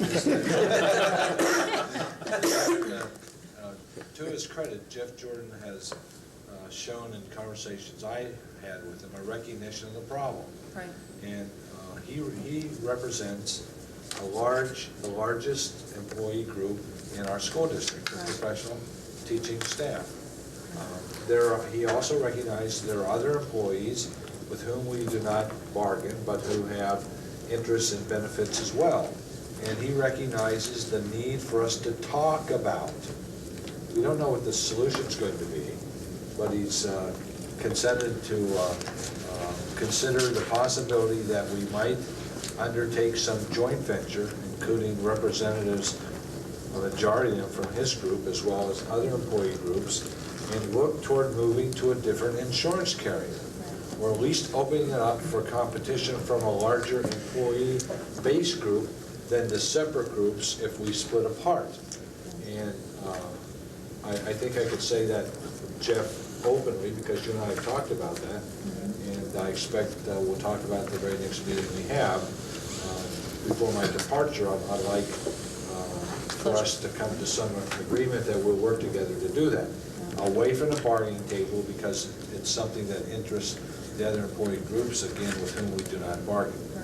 But everyone will benefit if we get to one plan, one carrier, and options probably within the carrier's repertoire of plans, but perhaps also with one plan, which would be one carrier, one plan would be the most economical way to go, but we certainly have to talk to employees and their representatives about what that might be.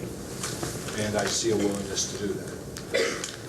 This board has tackled areas of salary first since it's been in '95. We froze administrators for 18 months. We established the understanding of a cost of living with teachers, and we established cost of living with support staff. I think as we begin negotiating with the association, and also as we look at all the other employee groups, and I look back there at nurses, secretaries, that what we have to remember is that we have to be fair. What we are going to do with those that are non-bargaining unit employee groups, which is everybody else other than the teachers, including administration, we have to be willing to do with the association. And so benefits have to be looked squarely and fairly across the board, and that we don't have a greater copay or disparaging positions on benefits for those that are not unionized. So that's a position that I think the board is going to look at, and I think would be willing to take at that time. Separate from the union, the association, and the impact that their benefits do have on our budget, there are things that prayer, fasting, and divine intervention are the only ways to cure. If you look here at executive summary, the 1, 2, 3, 4, 5, 6, 7th paragraph, when I read here that claims from October 1st, 96 to September 30, 97 were influenced by 7 catastrophic claims for approximately 2.4 million and 322 days. This was an increase in charges of 336%. Now, you know, I don't want to blame that on the union. I don't want to blame that on the employees. 7 people suffered to the tune of costing $2.4 million to the district. So what do we do? Make everybody else pay more, or you know, what is the... Shoot them. Is that what you're doing? What time is it? You usually don't get this way by now. Look at Carrie Beavers is writing down what you just said. Anyway, folks, there's some other mitigating facts here besides, you know, people have been hogs. So this executive summary, thank you very much, Mrs. Deddy, is critical data to explain the increase that we are all angry about. So. In follow-up to your comments, Mrs. Mingle, you know, Keystone is part of Independent Blue Cross.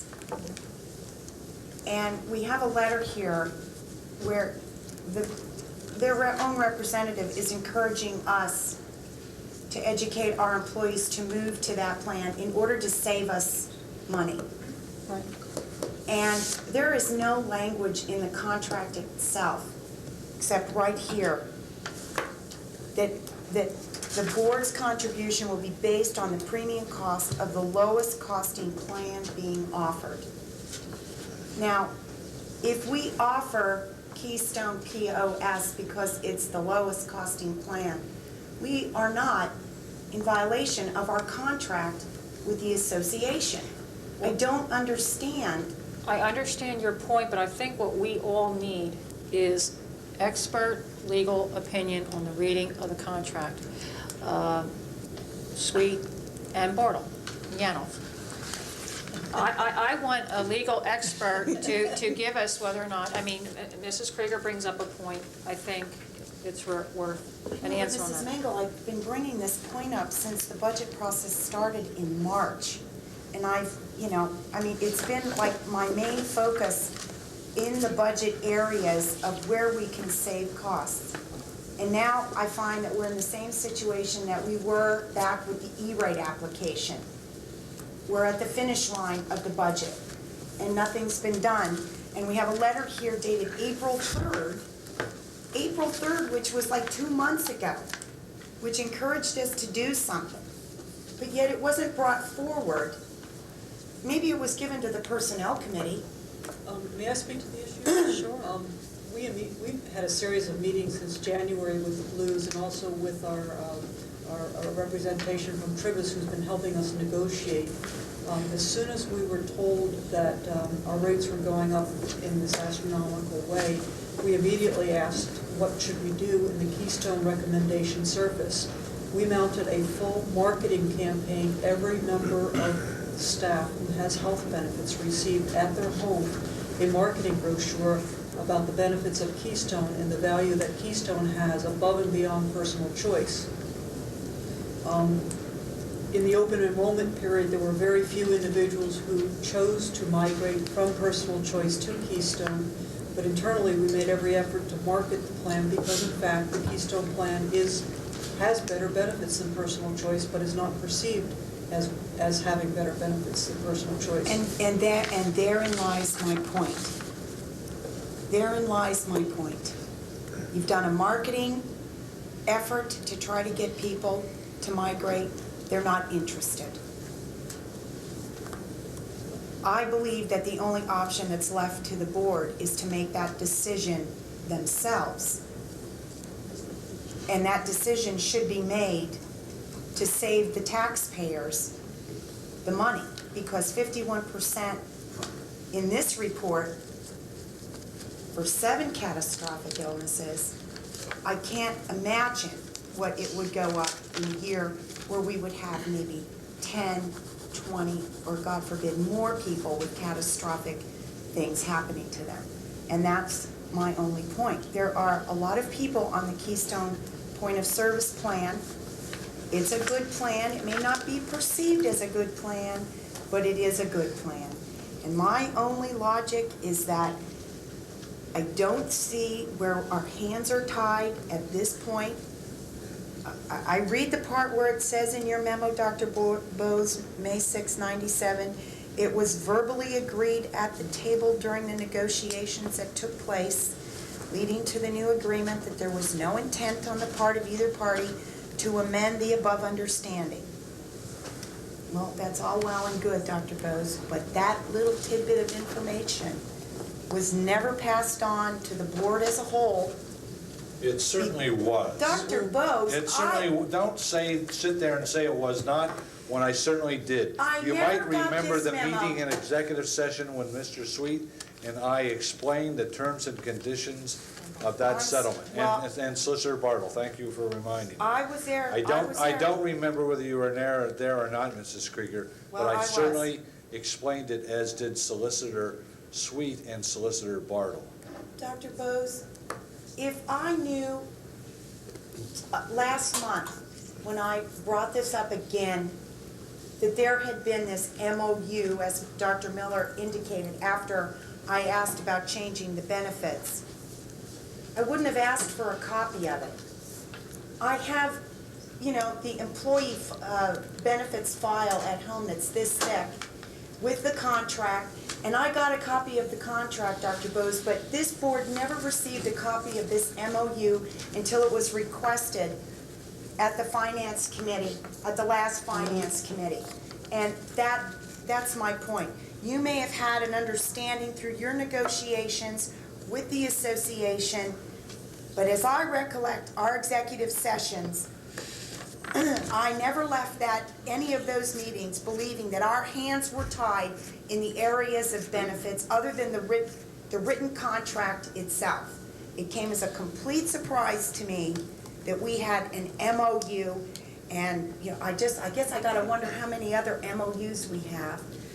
circulating in this district, that every time, the board wants to do something or questions in regards to child rearing earlier, because we even thought about reducing the amount of time that we're gonna give people off for, even though it's free, or it's, no paying, we're somehow threatened with some kind of legal action, and that's what I meant earlier, Mrs. Mangle, when I was talking about threatened legal action. I wasn't talking about this, but I just think that the time to move on this is now. And if they've done this analysis for us, if Independence Blue Cross has done this analysis for us, they've already encouraged us to do it. It doesn't seem unlikely that we could call them in the next week and have them sit down and tell the board how we can do this before we finalize the budget. I just don't think. Well, what won't happen is Mrs. Duddy can be ordered to continue researching, discussing, debating, negotiating with providers. But what can't happen between now and the 22nd, and wouldn't even from April, is under law, we have to have meet and discuss with the association, and we also have to have one with the Administrators Association. And if we're willing to meet with them and willing to meet with the administration, then we had best meet with all the other employee groups. They are not second-class citizens. They have a right to be met that this is a direction, or this is an exploratory path that the board wishes to take in the area of benefits. And there's no way in meeting with 1,500 employees, each group separately and fairly, are we going to turn around the health care provisions at this time. It is an enormous task. It's going to be like moving a dinosaur. Are we committed to doing it? I think so. Is it going to be done by the 22nd? I know not. We still may save the money in the budget if we find some place to go later on. Yes, that's correct. Do you want to address that? If the committee structure that the president and two presidents have agreed to apparently materializes, there's nothing to say that in December, after much discussion and education and debate, that there's agreement on all parties' part that we can't migrate to a competitive provider and enjoy those savings. It's all dependent upon whether an agreement can be reached about what's an appropriate other vendor. An agreement's one thing, but any ongoing negotiations and any attempted changes or any early bird opportunities, Mr. Jordan and I have never, ever been unwilling, nor the superintendent, to discuss anything. So those, I believe, and he's sitting here and he can speak for himself, but I believe those things can actually happen. Getting the agreement on all parties and all sides is another thing. But ongoing negotiations, if it's going to benefit all involved, like the last contract did, is very possible, very doable. Donna, let me make a suggestion. I think we're all saying the same thing. I think that we all agree that the benefits package is grown to a point where it has to be looked at, and the whole thing has been. We know we can't get that resolved in the time frame of approving this budget in the next week, but that does not mean that the finance, the personnel committee, or whatever committees is necessary to get together and continue to look at that over the summer, continue to look at that as quickly as possible, and find out what avenues there are out there. And once we know what avenues there are, then we can talk with the different organizations with the different plans and say what our options are and what we can do. And it's conceivable, as we explore through that in the next several months, that we can make a savings in these benefit packages that will be reflected in the district. We can't budget for those savings today because we don't know what they are, and it may not be reasonable, but I think it's something we have to look at. So I think we all want to look at it, but I think the time frame is not within the time frame of next week. Can I make a Mr. Jordan, I'm going to offer you an invitation now. I'll put together a team of 4 from this board. It'll be Mr. Shapinsky and myself, and I'll bring 2 others. And if you would put together your team as you've had in the past, can we meet informally this summer to start those talks? May I suggest something that does have an effect on the No, benefits? one moment. Mr. Mosey, it's his You turn. can make We'll your run that way. suggestion, Mrs. Scheer. Well, we were told when the budget was formulated, these benefit costs are your first pricing. First pricing has to be your highest pricing. And I expected by now we were going to have not only the second pricing, but the third. And I'd like to ensure that we do have the final benefit costs? Because they were guaranteed to us, as you said earlier in April, that we would have them by June, Carol? Yes.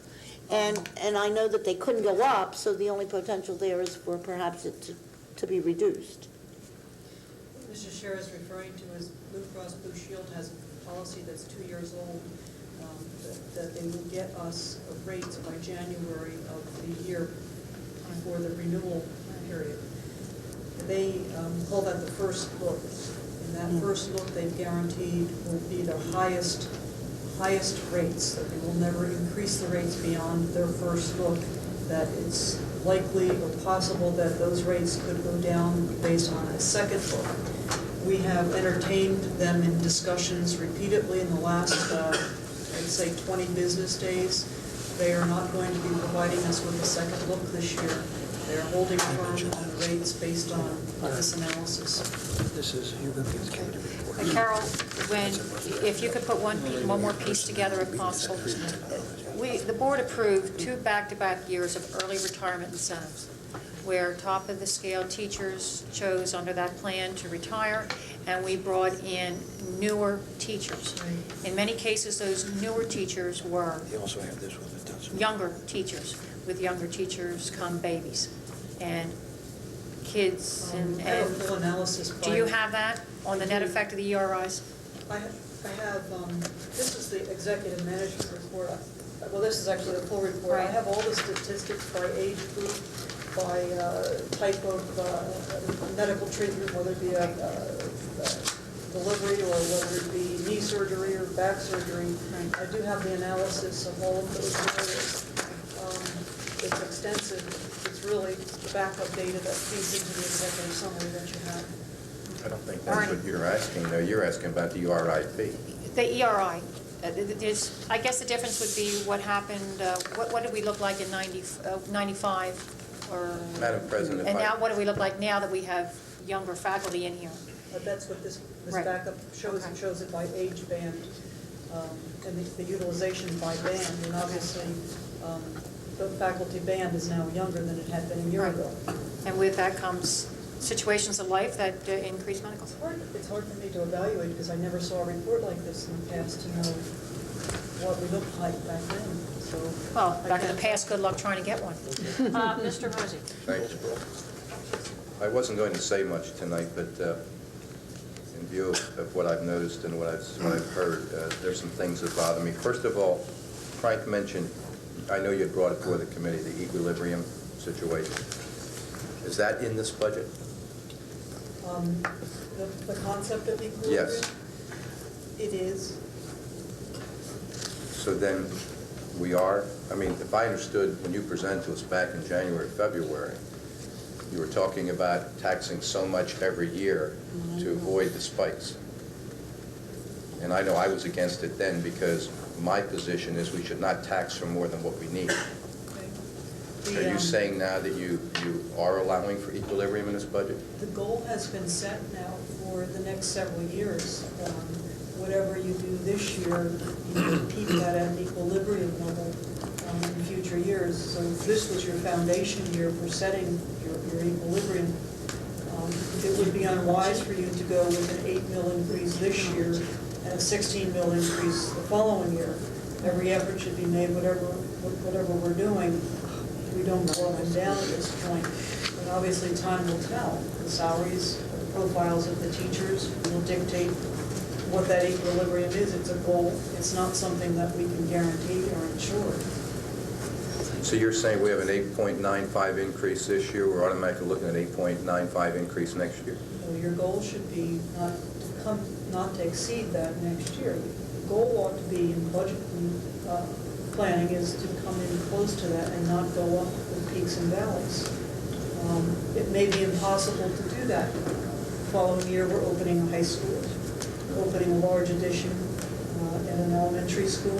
Every effort should be made, it's a conservative approach, not to have spikes, not to have valleys in your taxes.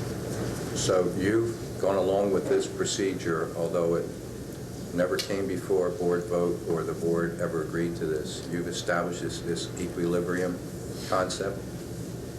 Well, because the night you had Mr. Furman there, it was a model and it was only a concept. Now, if I hear what you're saying now is that you've established this. Did I know? Oh, guess I didn't hear right. I thought she said she. Yeah, that's what I thought too. That's okay. Frank mentioned the fact that you had compiled a list of about 20 questions. I know that you and I discussed that before. I think I had to put into that too, Frank, but I'm glad you brought that up because I was going to mention that there were some things in there that did happen, some things that didn't happen. I guess I'm going to wrap up because I'm concerned what I'm seeing, what I'm hearing tonight. We're all professionals, we're all educated people, and I always thought the greatest thing we have in this country is the ability to meet and discuss. And although we may not agree with each other, we have the right to voice our opinions, especially in a forum such as this.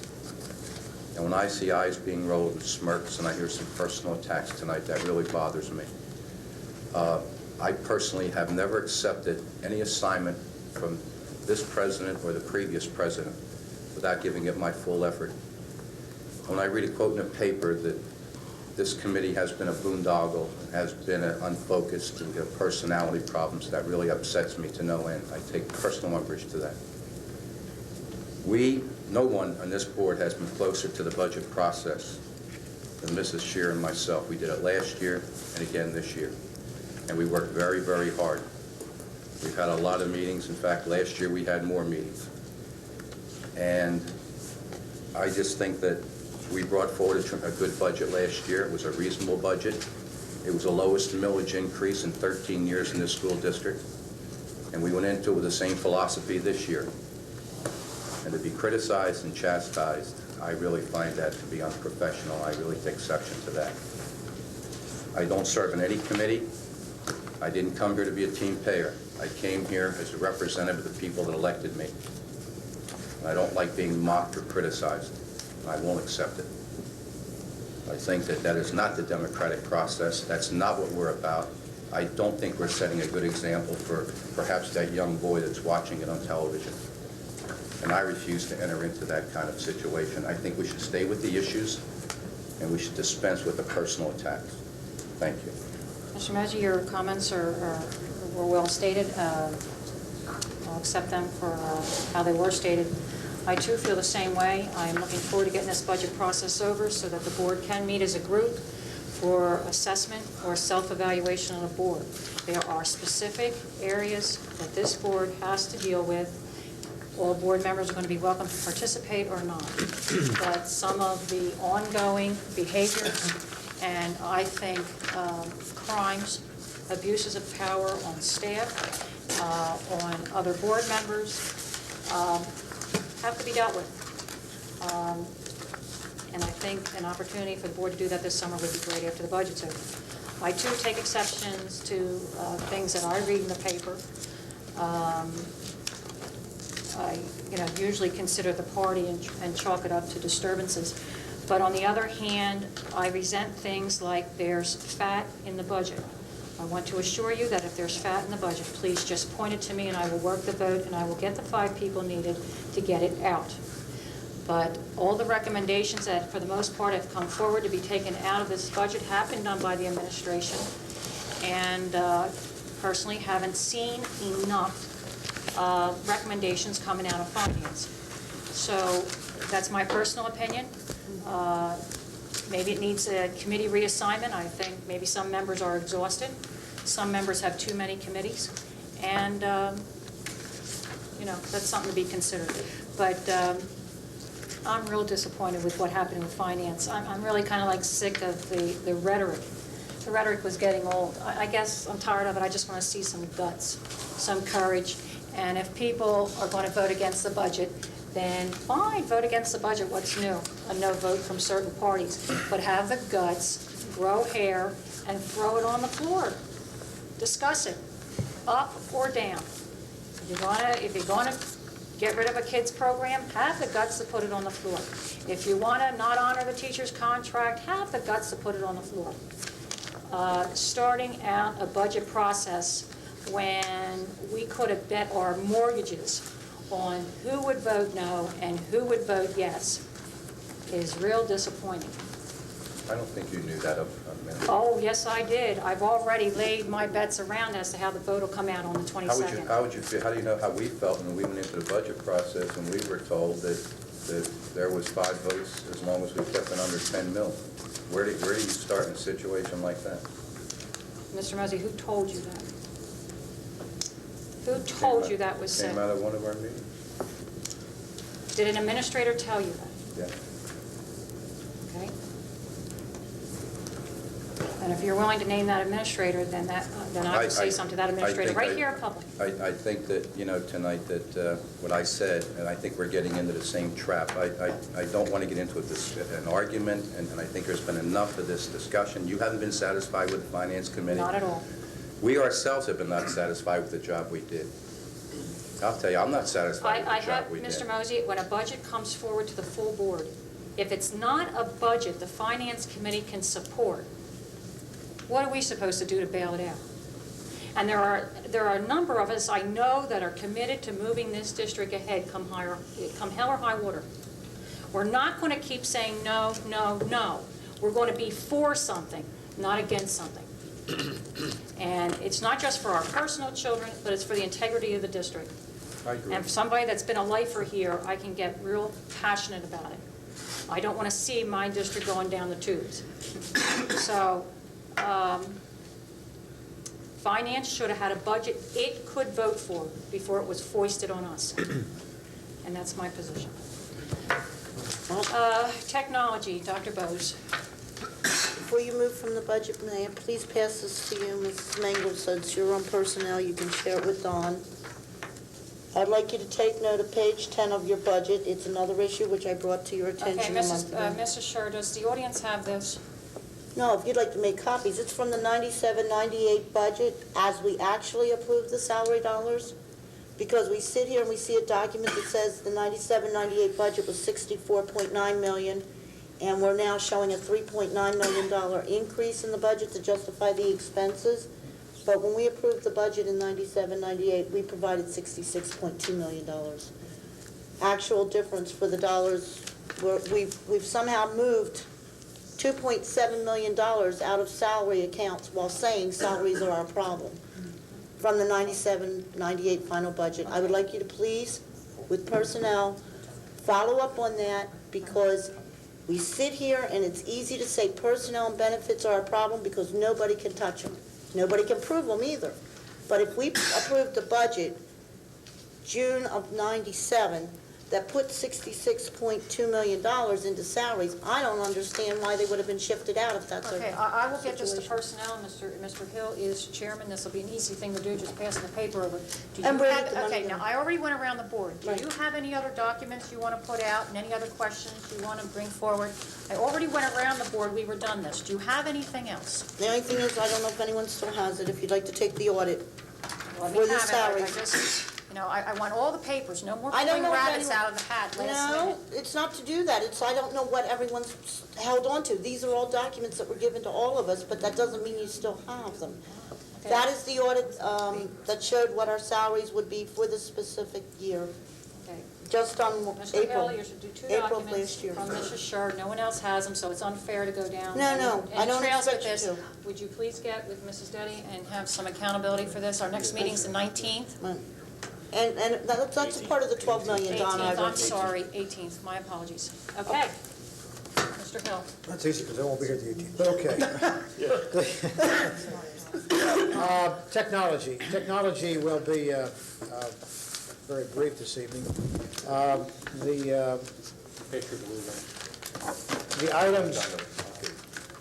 The item that we voted on previously is a spin-off of the committee meeting that was held by Technology, because we felt we had an obligation to find a way to fund the technology program for next year if we plan to move ahead, and if the E-rate funding, which there's been a lot of debate whether we will receive it or we won't receive it, and we don't know when we'll know yes or no in that pattern. I've heard some recent news that the chances are more that we will get it than we won't get it, but then tomorrow I'll probably hear the other way. So we had to have a plan to secure those funds, so we can move ahead with this plan anyway and still hope we get the E-rate funding. So establishing that capital fund tonight in $417,000 plus the $100,000 from Link to Learn from the state supplies. It should supply us the funds in any case to move ahead, get those 1,000 computers in the hands of the students.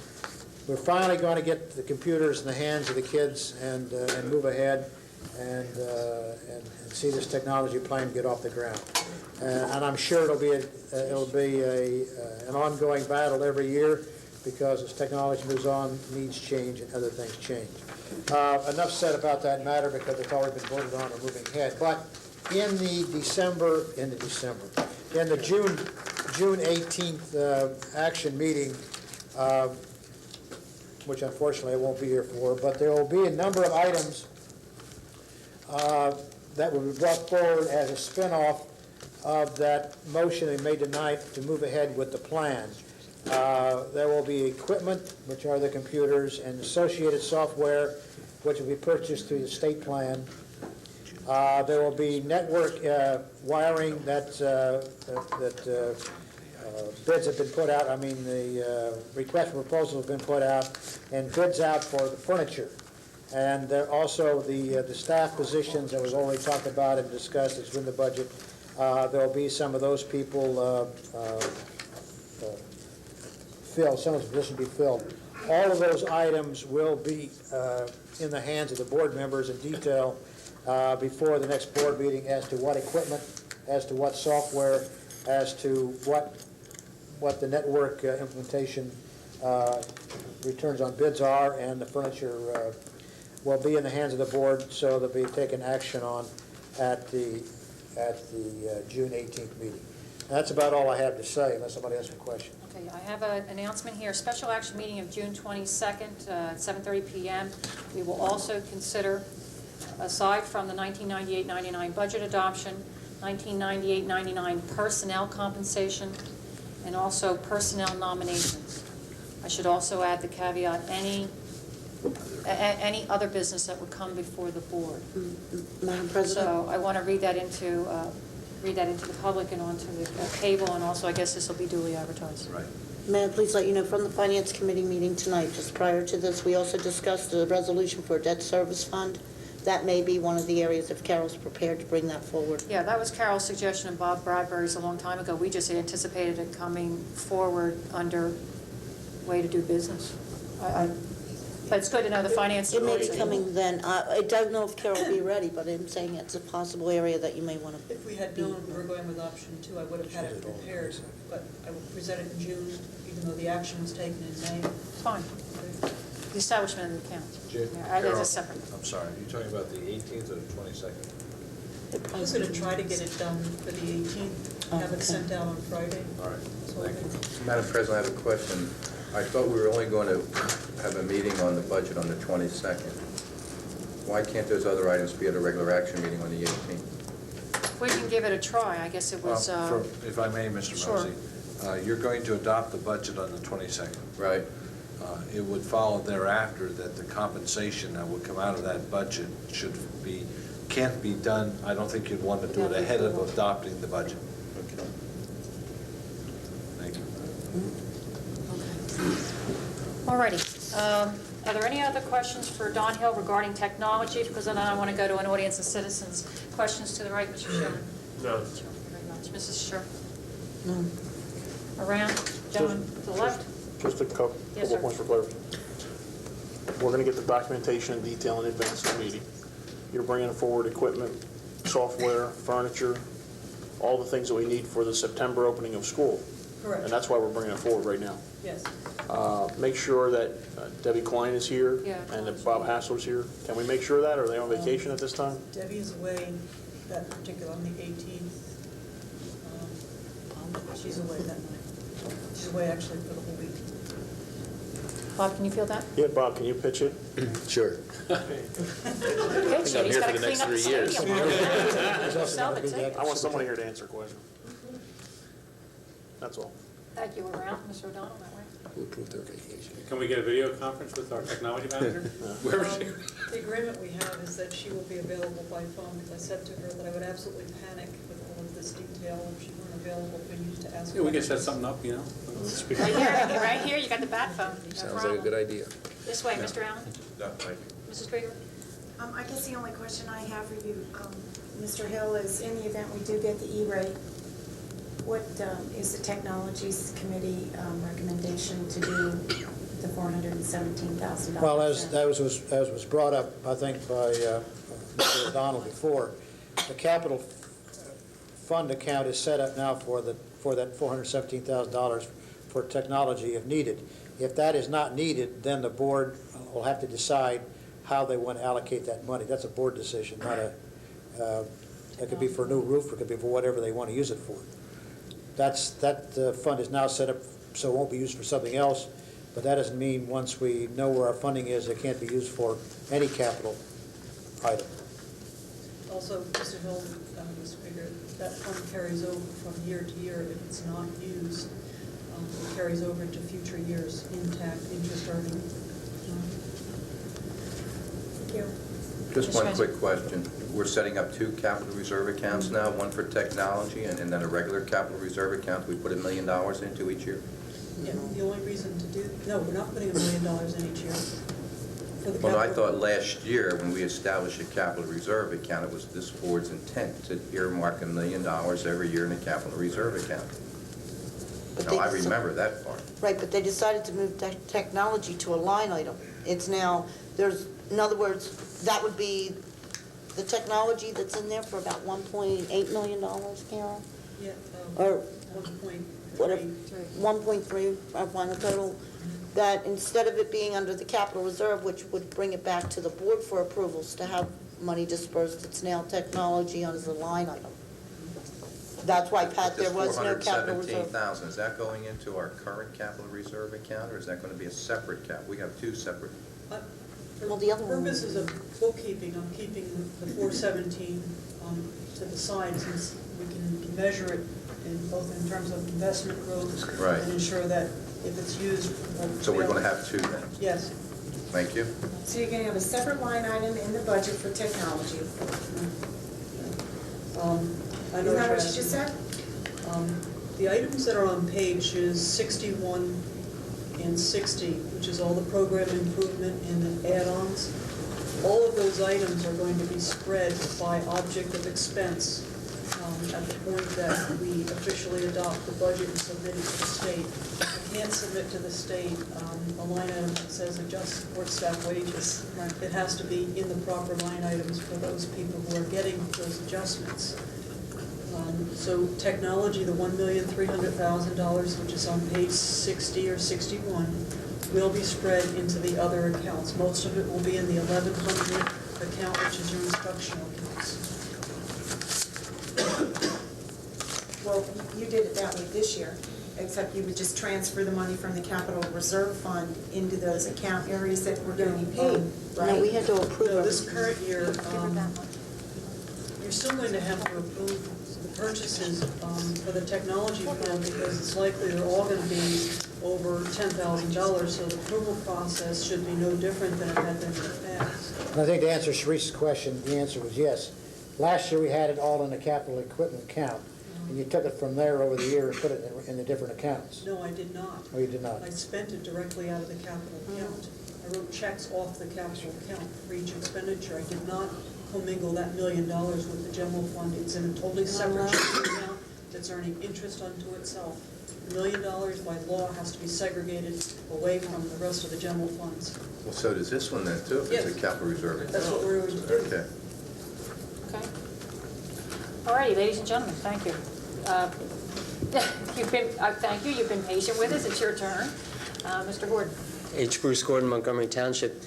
Having sat through many of the finance meetings this year, I am very happy as a tax-paying citizen to see the efforts that have been brought forward, both by the board members trying to work together and the administration with their ability to go through the budget line by line behind the scenes, where board members do not necessarily have to get into a favorite word I hear thrown around a lot, minutia of what makes up that line item.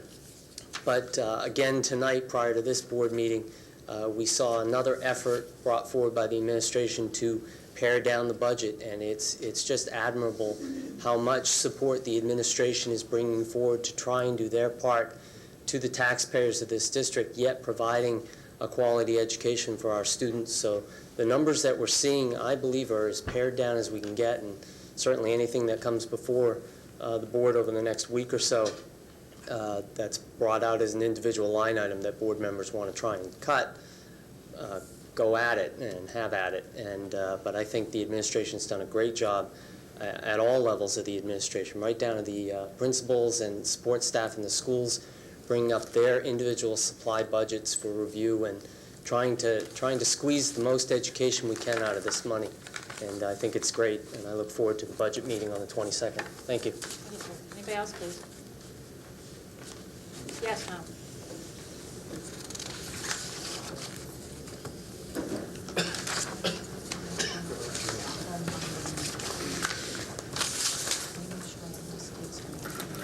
Jan Yolkowski, 10 Renton Township. I find this budget a disgrace, not because of the work of Mr. Mosey and Mrs. Scherr, who I believe have gone to unbelievable lengths to try to do a job, but have been stymied by the board president and the administration. I also have heard that there was out in this administration the feeling that as long as it was under 10 mils, that was fine. To me, that's like giving the administration a blank check for that amount of money. I'm also concerned about what Mrs. Deddy said a short time ago about the same increase every year. And to me, that means next year we can expect at least another 10 mils. So the administration can start now and think up a 10 mil wish list. I'm also very concerned about Mrs. Mengel's remarks that she knows how the votes are going to go. I think many members of this community know how the votes are going to go because Mrs. Mengel controls 5 or 6 of them. The only guess is how the other 2 or 3 are going to go. And I am very, very disappointed over the last 2 years the way this board has gone. I had high hopes for this board when it was elected 2 years ago, and I am ashamed of 5 of you. Okay, anybody else? Mrs. Penniman.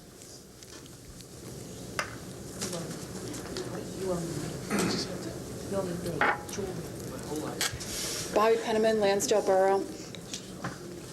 I've been to most of the budget meetings, and I have to say I'm impressed with the level of work that is accomplished at the finance meetings. I'm speaking specifically about the finance meetings.